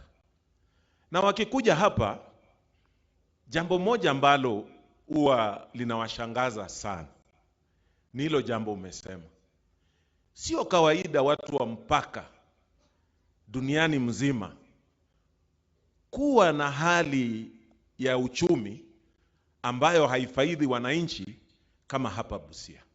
Na saa ingine inawapatia wasiwasi, kwa sababu hii ni kama gateway ya biashara in Eastern Central. So kule wale ambassador wana report mambo hapa vile iko kwa border.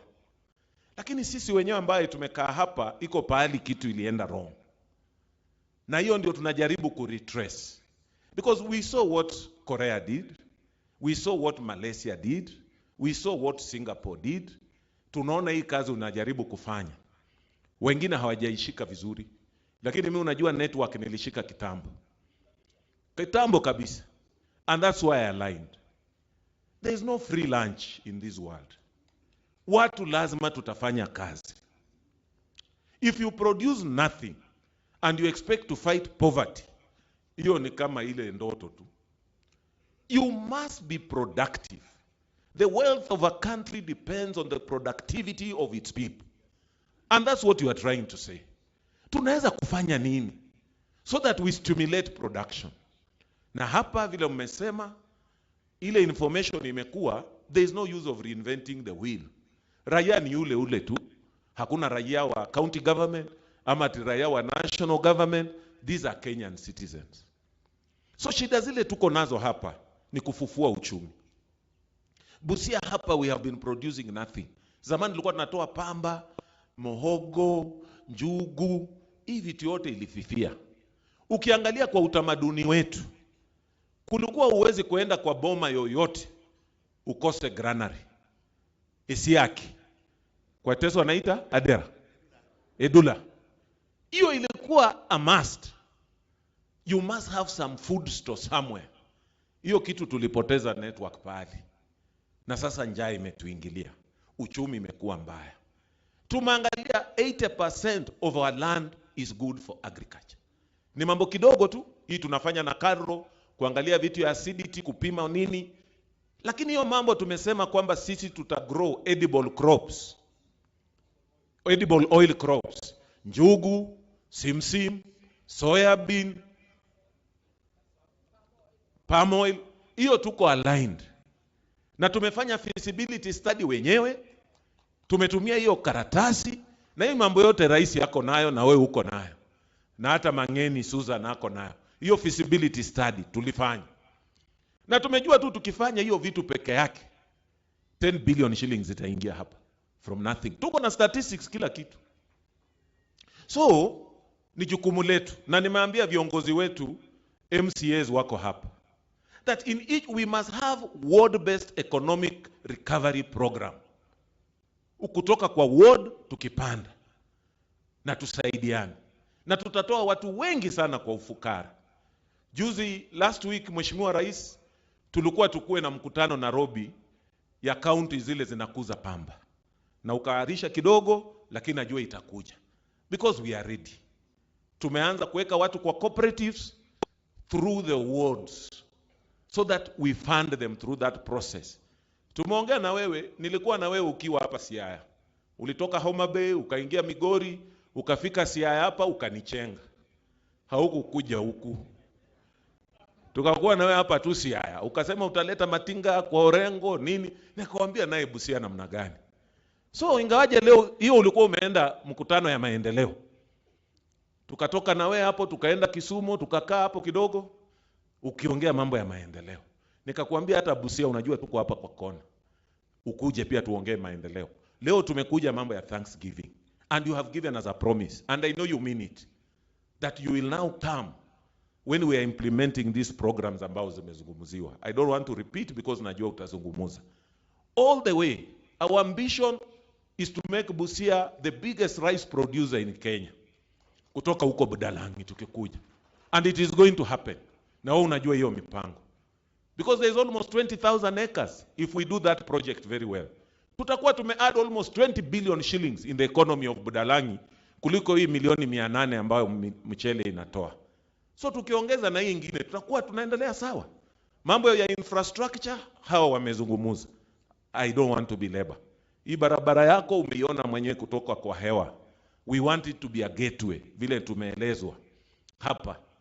So that these people, these visitors who also come here, hii puzzle ni ya kwamba why is Busia poor?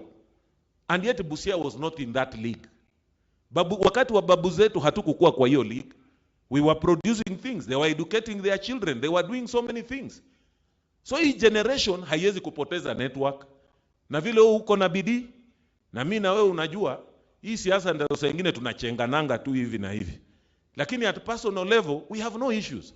So tunasemanga tu wewe shika njia yako, saa nyingine hivi, lakini tunapatana. Now wewe ni president, na Otuoma ni governor. Sasa iko barrier nyingine hapo. Sisi serikali lazima ziunganishwe.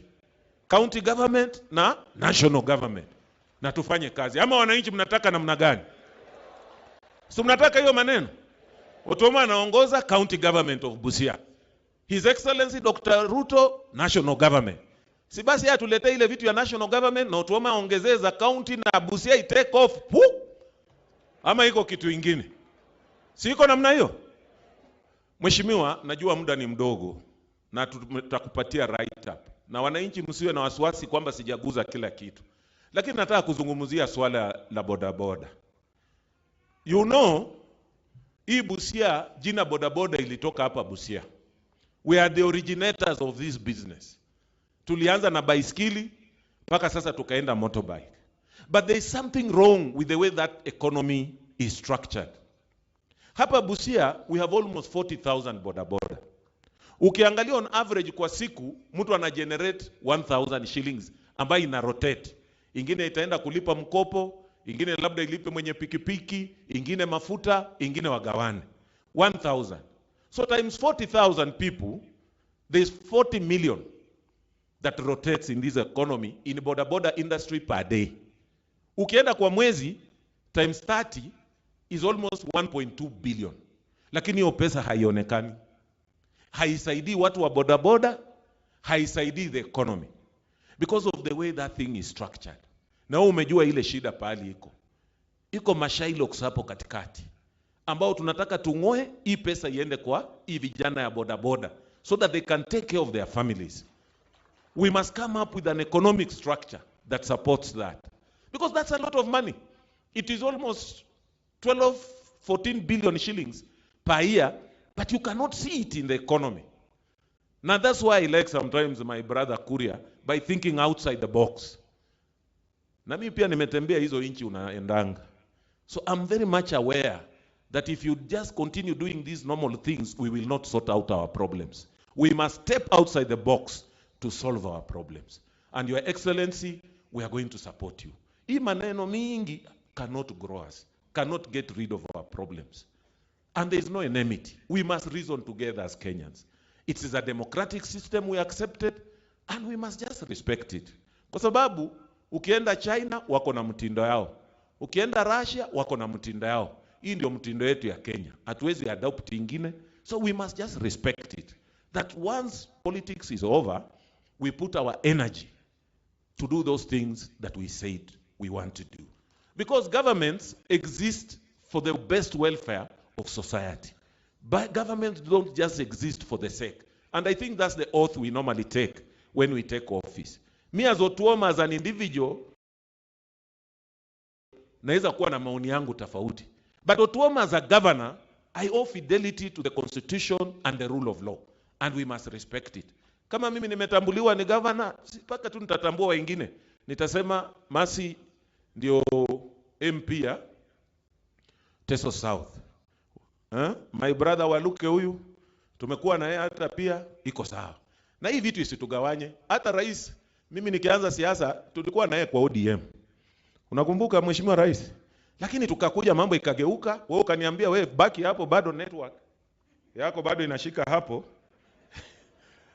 Wacha mimi nijipange. Nakumbuka in 2017 saa ile nilikuwa kwa category ya mandugu zangu wako hapa.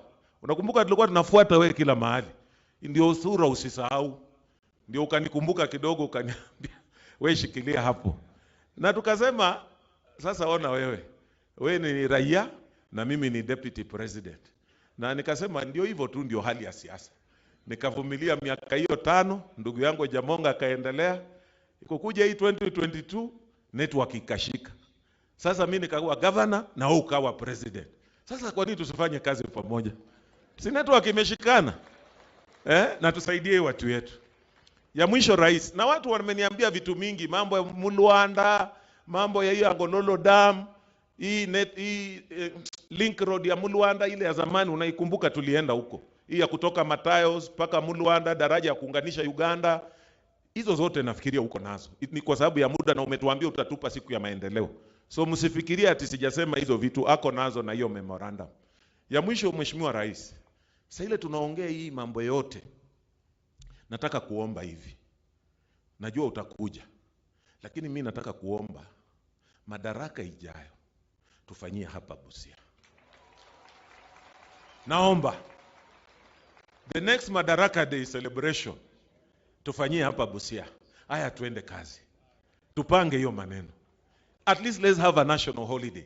Na wakati huo tutakuwa tunakuja kuonesha watu kwamba hizi vitu tulikuwa tunazungumuza sio sarakazi. Ni kazi inakuwa imefanyika. Inajua kuna mambo utasema hapa nini imeanza. So mimi naomba hiyo, that let us have a national celebration hapa Busia. Na siku hiyo tuta showcase how Busia looks like. With those very many remarks, nafikiria choir, prepare yourself to welcome His Excellency the President of the Republic of Kenya. Choir, weka chorus ya kumkaribisha Rais.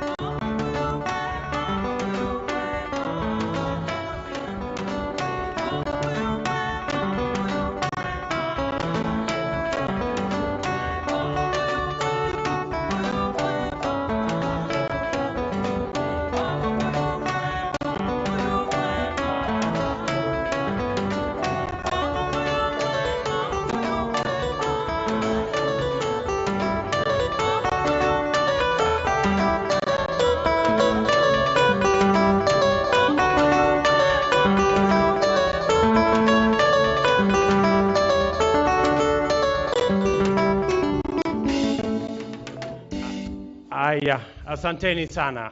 Watu wa Busia tunaweza keti chini. Baba wetu maaskofu mlio hapa na wachungaji na masheikh, ndugu viongozi wote wenzangu na wananchi wa Busia, hamjambo? Busia hamjambo? Busia mulembe? Busia emulia koliae? Hebu kwa mikono nione. Bwana Yesu asifiwe. Asalamu alaikum. Yani Busia nyinyi wanga wangwana hivi.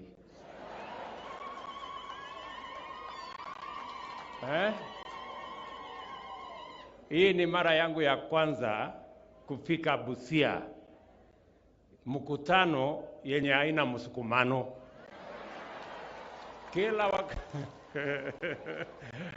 Kila wakati nikikuja hapa ni wanga na kizungumkuti hapa. Mpaka nilikuwa nafikiria mambo yenu ni hivyo. Kumbe nyinyi ni watu wangwana namna hii. Watu watulivu, watu wazuri. Pongezi sana. Nimefurahi sana kuja Busia leo. Thank you very much. Na nimefika hapa leo ndugu zangu watu wa Busia kwa sababu tulikubaliana na viongozi wenu wakiongozwa na gavana wetu hapa Paul Otuoma ya kwamba kama watu wanaomcha Mungu Tulienda kwa uchaguzi mwaka uliopita, Mungu naye akatupatia nafasi ya uongozi. Ma MCAs wako hapa, wabunge, governor, senator, na mimi na deputy wangu. Sote nyinyi mkatukumbuka, mkatupatia kura zenu, Mungu akatupatia ushindi. Tukasema ni vizuri turudi Busia tuseme asante kwa Mungu. Na ndio sababu tumefika hapa kumshukuru Mungu na kuwashukuru watu wa Busia. Vile imetajwa hapa, mzee wako na wengine wamesema nilikuja hapa Busia mara nyingi, na mimi najua kweli niliwasumbua sana. Nilikuja mara mkisikia tena nimefika, mara namna ina nimefika. Poleni kwa kuwasumbua, ni hali ya kutafuta kura, sio makosa yangu. Na mimi nataka niseme kwa watu wa Busia, asanteni sana kwa kura zenu, asanteni sana kwa imani yenu, na kwa niaba yetu sisi wote wa kutoka vyama vyote ambao tulipata nafasi ya uongozi, tunakuja kwenu watu wa Busia kusema asante sana. Najua watu wengi wanashangaa mbona mimi nimekuja Busia kusema shukurani na kura zangu zilikuwa kidogo. Nimekuja kwa sababu Biblia inanifundisha kwamba ukiwa wa shukurani kwa kidogo, baadaye utaongezewa. So nimekuja hapa kwa mpango ya kuongezewa hapo vile Biblia inasema. Na ndio nimekuja na shukurani nyingi watu wa Busia. Jambo la pili, kwa nini nimekuja kutoa shukurani Busia? Ni kwa sababu hizo kura zenu karibu 48 ndio ilinipatia nafasi ya ushindi. Mimi nataka niseme tena asante sana. Na ya tatu, nimekuja pia kwa sababu mimi ni rais wa Jamhuri ya Kenya, na kwa sababu ile serikali mimi ninaendesha ni serikali ya Wakenya wote, sio serikali ya wale walinipigia kura peke yao. Hapana, ni serikali ya Wakenya wote, wale walinipigia kura, wale hawakunipigia kura. Serikali ninayoendesha ni serikali yao, na mimi nataka mjue kama watu wa Busia ya kwamba hii serikali ya Kenya ninayoendesha ni serikali yenu, na tutawafanyia kazi bila ya ubaguzi. Mambo yote ambayo tutafanya katika taifa letu, mipango yote ambayo tumepanga, mambo ya Hustler Fund, mambo ya County Aggregation Industrial Park, mambo ya Special Economic Zone, maneno ya maji, mambo ya barabara, mambo ya matibabu, mambo ya housing. Haya mambo yote ambayo tutafanya katika taifa letu la Kenya pia itafanyika hapa Busia County. Mimi napenda kuwashukuru mashujaa wale. Najua mambo yalikuwa magumu hapa Busia, lakini kuna watu walikuwa wajasiri sana, walisema liwe liwalo, wacha tusimame na huyu hustler. Mimi nawashukuru sana ndugu zangu watu wa Busia, wale agents walionisaidia, wale county coordinators walinisaidia, ward coordinators. Mimi nasimama mbele yenu kusema asante sana. Nawashukuru pia watu wa Busia kwa sababu tulifanya ile uchaguzi kwa njia ya amani na bila ya kushughulikia mambo ya ukabila. Tukajitengenezea historia kama watu wa Kenya, na dunia mzima leo Kenya inaheshimika kama nchi ya demokrasia. Tunaweza kufanya mambo yetu ya uchaguzi na tunaweza baada ya uchaguzi tukaungana na tukafanya kazi pamoja kupeleka taifa letu la Kenya mbele. Na ndio mnaona sisi tumekuja hapa leo na tumesimama mahali moja na gavana wenu ambaye alikuwa upande wa Azimio, wabunge wenu, MCAs wenu, wale wa pande zote, na sisi sasa ni team moja ya kupeleka taifa la Kenya mbele na tupeleke Busia mbele. Mimi nataka niwashukuru kwa sababu ya umoja ambayo tumehubiriwa. Leo hapa Busia nimesoma mambo ya maajabu. Nimeenda mahali nyingi na nikakuta interfaith wengi, lakini sijakuta kiwango kama hii ya Busia. Nafikiri counties zingine watakuja kusoma vile Waislamu na Wakristo na wale wote wanaweza kufanya kazi pamoja kwa ibada moja tukishirikiana sote pamoja. I want to say in a very special way, thank you very much the interfaith group in Busia. You have demonstrated to us the true spirit of unity and the true spirit of religion bringing all of us together. Asanteni sana. Watu wa Busia, viongozi wenzangu wameongea kwa kirefu. Kuna mambo mengi ambayo nimeongea, hata ingawaje Paul anasema hajasema. Huyu Paul Otuoma ni rafiki yangu na amenisumbua sana. Wacha niseme tu kweli. Aniwachi kwa simu, nikikosa kuchukua simu anaandika SMS.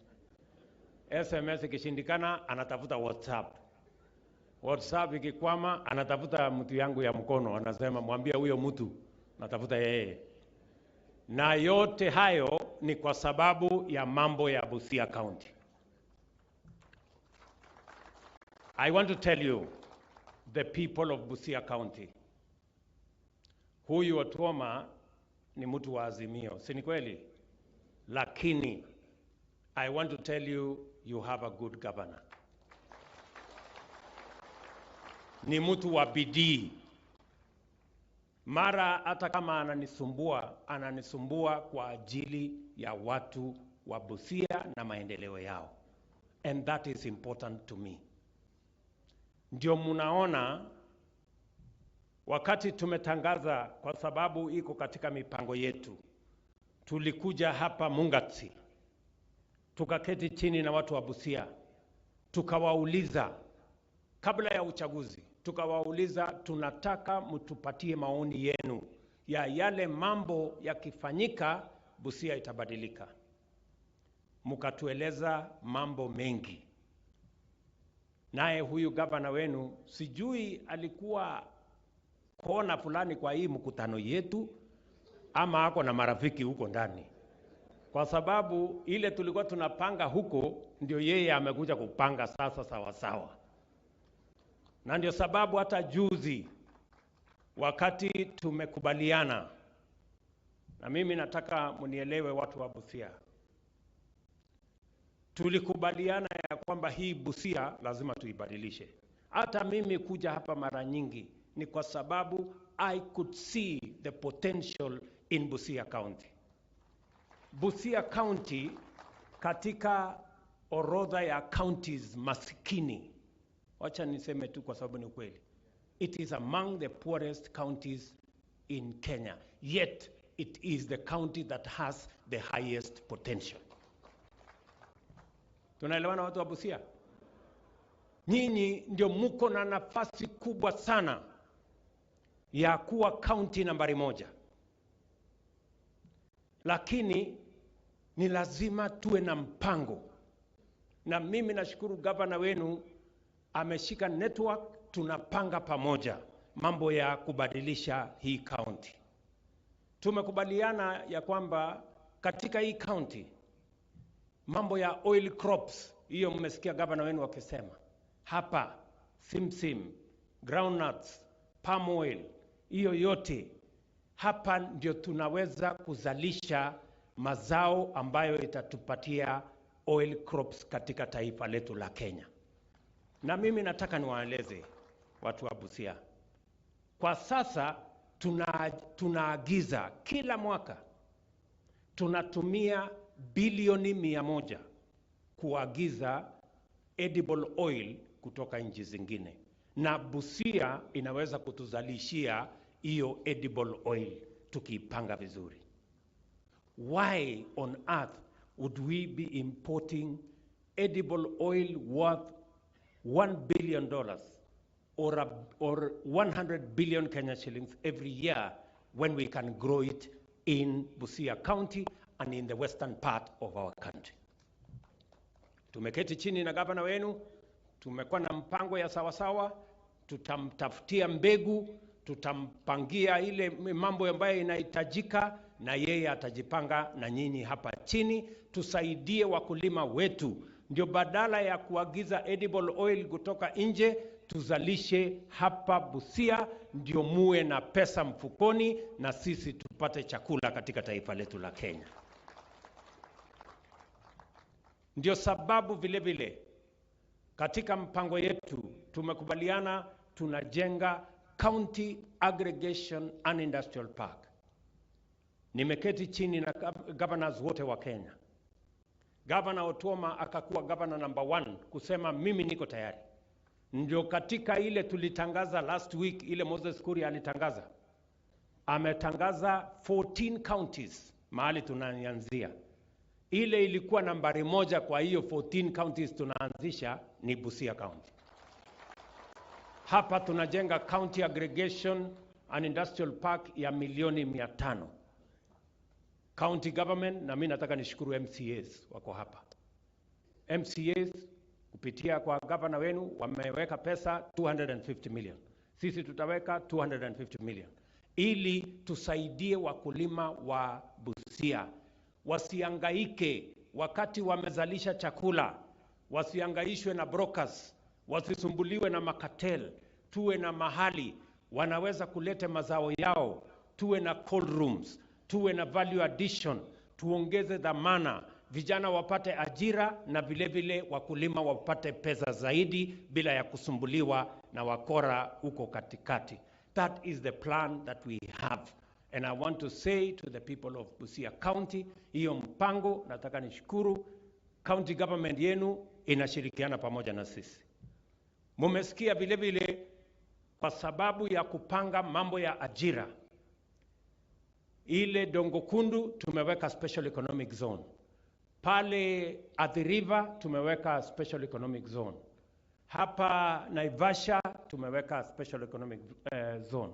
Lakini haitoshi. Bado tuko na vijana wengi hawana nafasi ya kazi, na tuko na watu wengi wanataka kuegeza katika taifa letu la Kenya. Ndio tukaamua, tukasema tuongeze export processing zones zingine 5. Kati ya hizo 5 ambayo tunaweka katika mpango yetu ya sasa, shilingi bilioni 1 ni yanasewa hapa Busia County.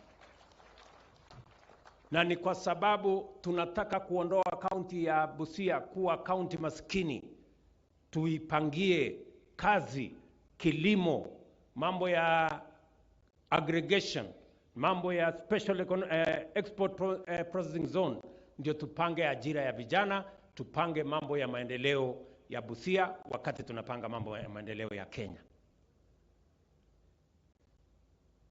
Tumekubaliana vile vile viongozi hawa wenu, tumeongea mambo ya town hii ya Busia iko na changamoto, na mimi nataka niwaulize ndugu zangu watu wa Busia, kwa sababu hii ni border town, mimi nataka niwaulize kwa unyenyekevu, muwe waangalifu hapa, tuipangie vizuri. Nimeshukuru governor panua sasa barabara. I want to promise you my friend, hiyo barabara tukimaliza budget, mimi naweka pesa ya kufanya dualing ya hii barabara kutoka Busia kwa boda mpaka pale inaitwa Korinda ama inaitwa nini? Korinda, na baadaye nitasukuma tuone kama itaweza kufika na Mbale. Vile vile border town ya Malaba iko na msongamano mkubwa sana ya magari. Saa zingine hata inatutia aibu. Pia hiyo border town, tukimaliza budget yetu ya mwaka huu ya Malaba, tunaweka pia dual carriageway ili tuweze kuondoa hiyo msongamano na tuweke hali ambayo biashara itaendelea katika border town ya Malaba na border town ya Busia. Haya ni mambo ambayo tungekuwa tumekamilisha zamani, lakini kwa sababu ya siasa hapo imechelewa. Lakini it is never too late to do the right thing. So we will do it. So tutashirikiana, tumeshakubaliana. Meanwhile, Bwana Governor, nitatumana hiyo barabara ianze sasa kushughulikiwa. Hata kama tunangojea budget, tunapanga vile kidogo. Ianze kushughulikiwa wakati tunapanga budget. Barabara ya kutoka St. Mary's hapa kwenda Burumba, sio inaitwa Burumba na nini? Ilitengenezwa 1 kilomita ikakwama. Hiyo barabara nitaitengeneza mpaka ifike mahali pale tulikuwa tumeipangia. Barabara ya kutoka Busia hapa kwenda mpaka Alube iko 40%, nitahakikisha kwamba tunaikamilisha. Tunataka Busia County, wakati tunapanga mambo ya maendeleo ya Kenya, tunapanga pia mambo ya maendeleo ya Busia. Nimewasikiza kwa makini mambo ya maji. Mmesikia vile tumetangaza mambo ya dams. Dam ya Ngololo hapa, dam ya Mount Elgon ambayo itakuja maji mpaka sehemu hii, dam ya Kocholia, hiyo dam zote tunapanga dams 100 kubwa, tunapanga dams zingine 1000 zile ndogo, na tunapanga ponds, water ponds, almost 3,800 katika wizara yetu ya maji, and we are going to align with what the county has so that as we do what we are doing nationally, we are also finding the bearing in every county so that we can support every county. Tunaelewana jameni? Vile vile mambo ya stima, nimesikia vile mmesema katika mpango yetu tunataka kuongeza watu 15,000 in the next 3 months katika Busia County. Nimesikia sehemu Butula kona fulani iko na matatizo. Nitaona vile tutashirikiana katika harakati hiyo. Mwisho kabisa, mimi nataka niwashukuru kwamba tumeshirikiana, na nataka ni shukuru watu wa Busia na county government ya Busia na wabunge wa Busia na hata senator wetu Bwana Okia Omutata wa Busia, kwa sababu ya kukubali ya kwamba sote tufanye kazi kwa pamoja, tusaidiane. Si namna hiyo? Mambo ya uchaguzi jameni, tulimaliza. Ile kazi imebaki sasa sio kushughulikia tena viongozi, sasa tushughulikie wananchi.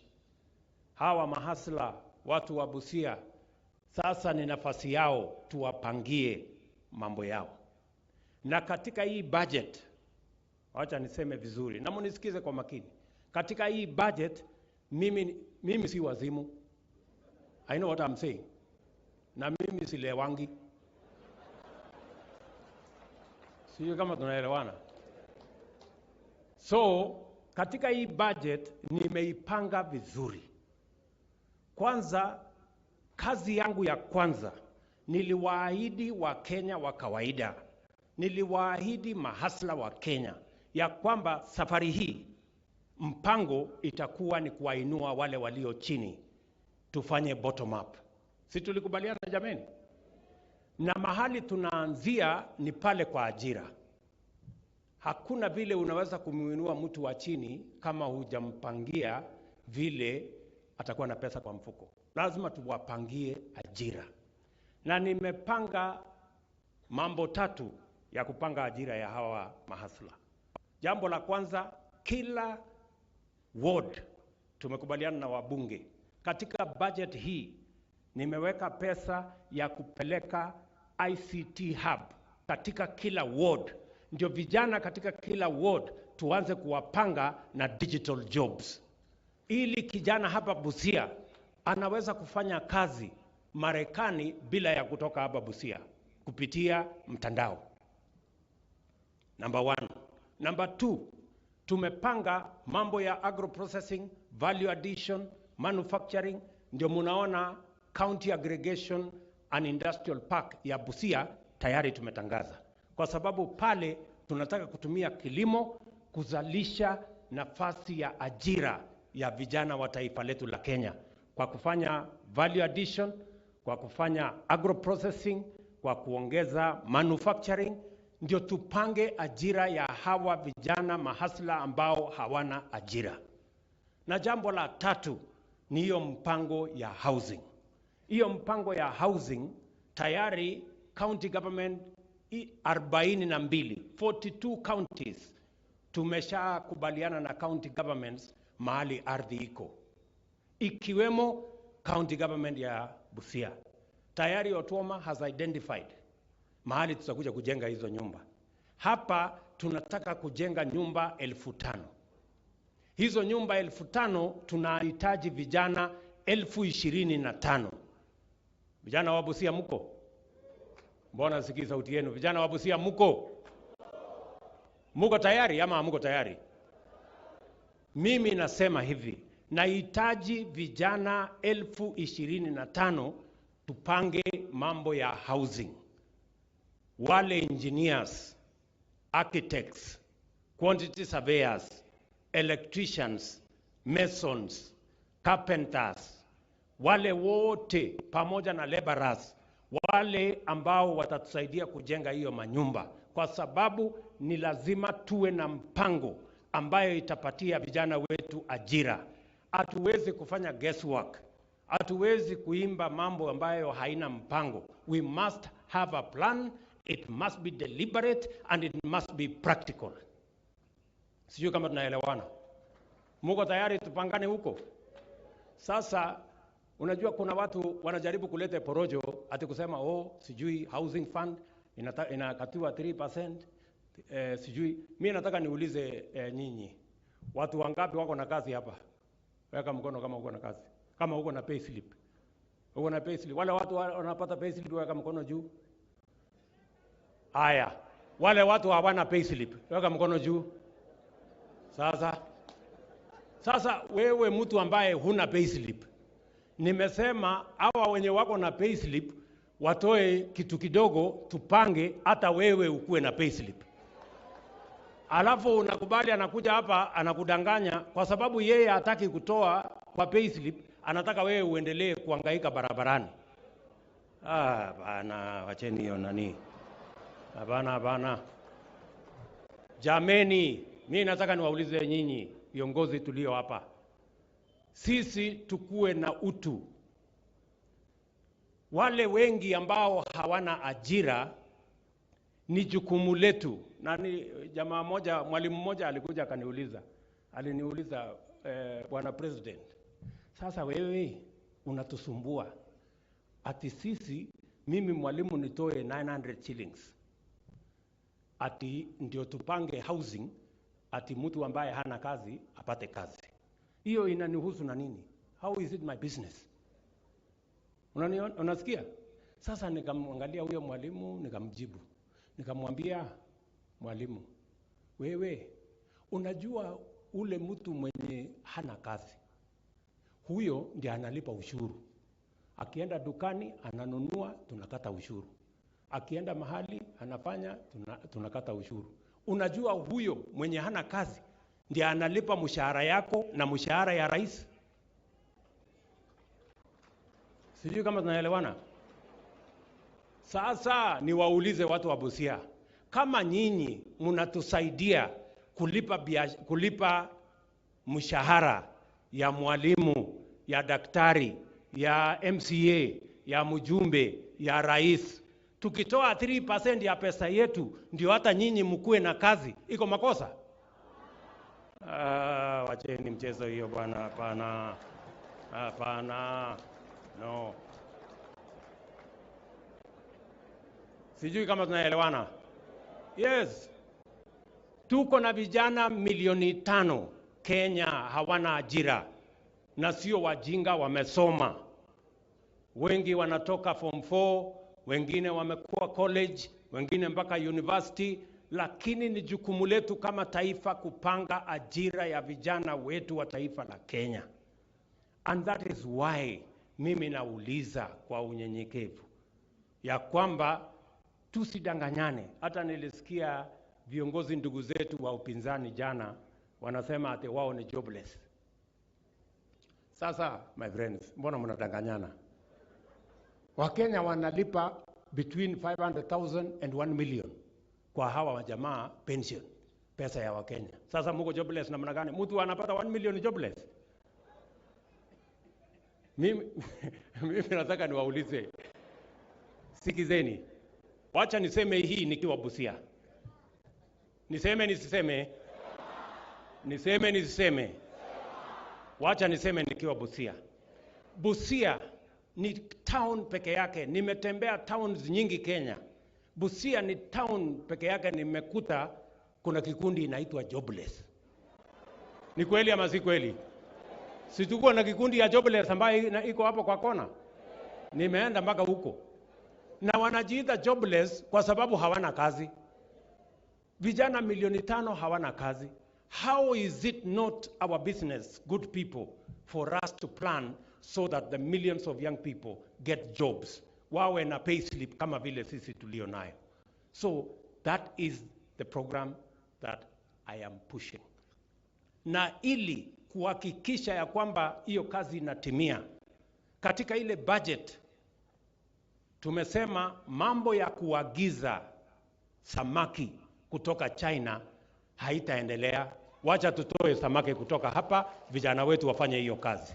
Tumeweka ushuru kwa samaki inatoka nje. Tunaelewana? Tupitishe ama tusipitishe?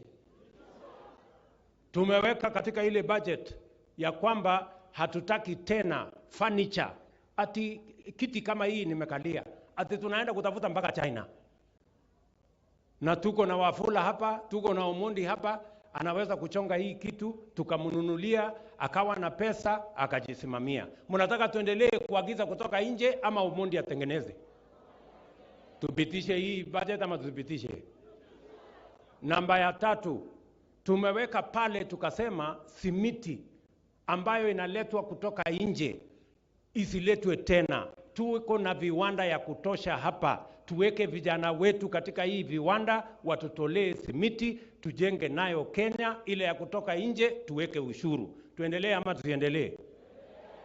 Tumeweka jambo la 4, tumesema mambo ya chuma ambayo inatoka nje ya Kenya iwekwe ushuru, ndio tupate nafasi ya viwanda ya Kenya inayoajiri vijana wa Kenya wapate nafasi ya kuzipanua, nafasi nyingi ya ajira ipatikane, wale vijana milioni 5 wapate mahali ya kujishikilia. Tupitishe tusipitishe? Sasa hii story tunaambiwa ni gani? Sijui kama tunaelewana watu wa Busia. We must be honest with ourselves as a nation.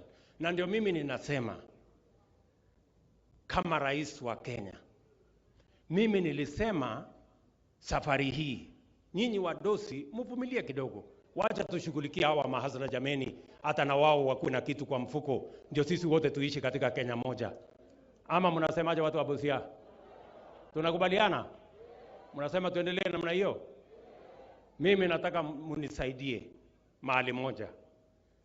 Munizungumzie huyu seneta wetu tafadhali, Bwana Omutata. Wewe sasa unataka kunipeleka kotini. Na ile kazi mimi nafanya ni kupangia watu hawa ajira. Kwani sasa utaki hawa watu wapateko kazi? Please. Hokia, tafadhali. Ama namna gani jameni watu wa Busia?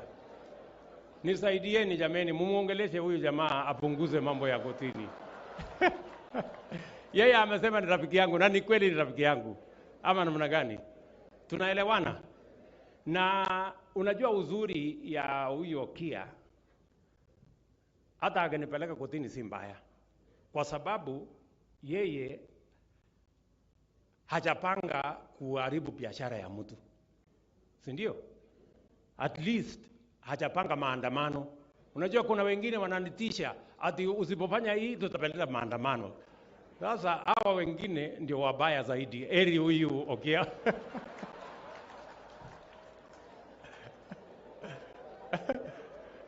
Eri huyu at least akinipeleka kotini, hakuna kibanda ya mama itachomeka, mboga ya mtu iweze kuharibika, biashara ya mtu iweze kuharibika, tutang'ang'ana na yeye huko kotini. Ama namna gani?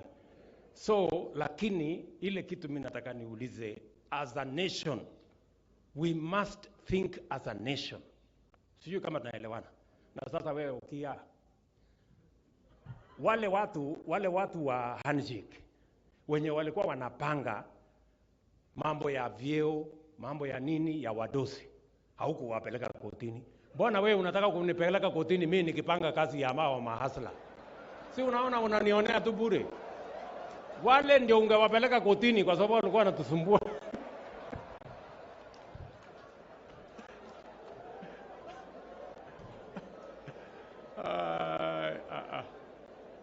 Ama namna gani? Si huyo kia ndiye angepeleka wale watu ya kutupelea BBI sijui nini akatusumbua, si angepeleka kotini?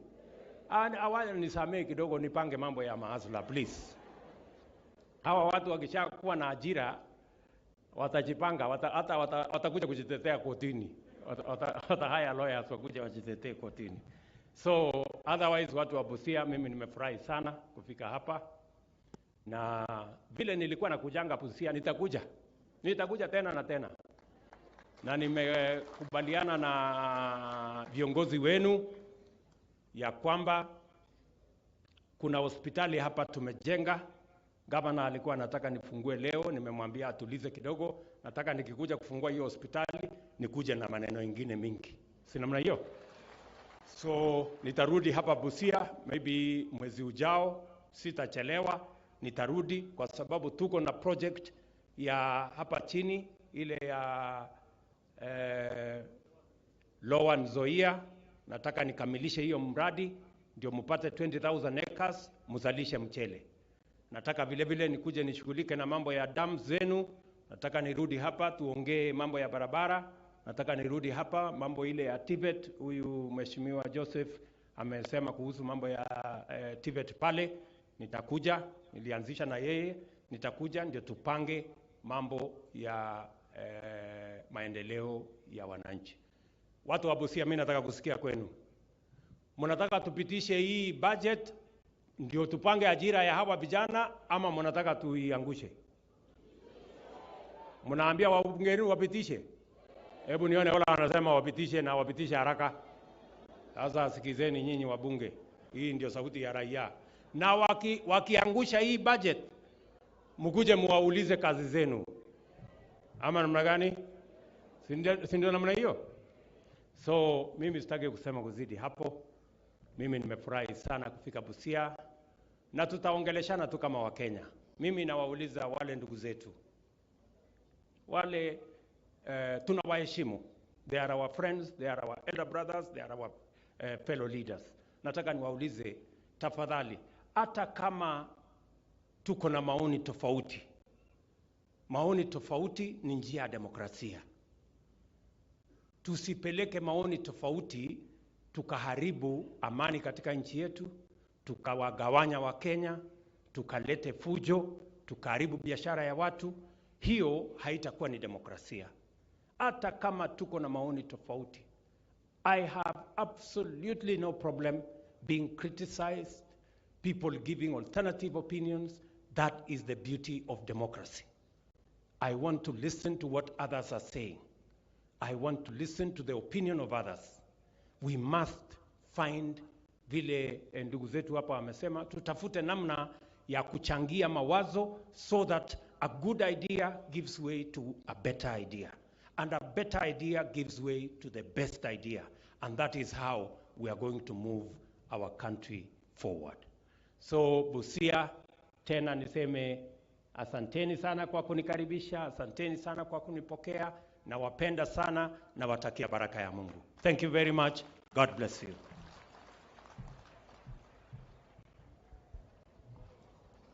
Asante sana, asanteni sana. Tuine mikono yetu juu, tuine mikono juu, tuine mikono yetu juu. Mikono hii yote tumwagie baba wetu, tubariki wao. Mmemwagia? Babu si hamjafanya. Tuinweni tena.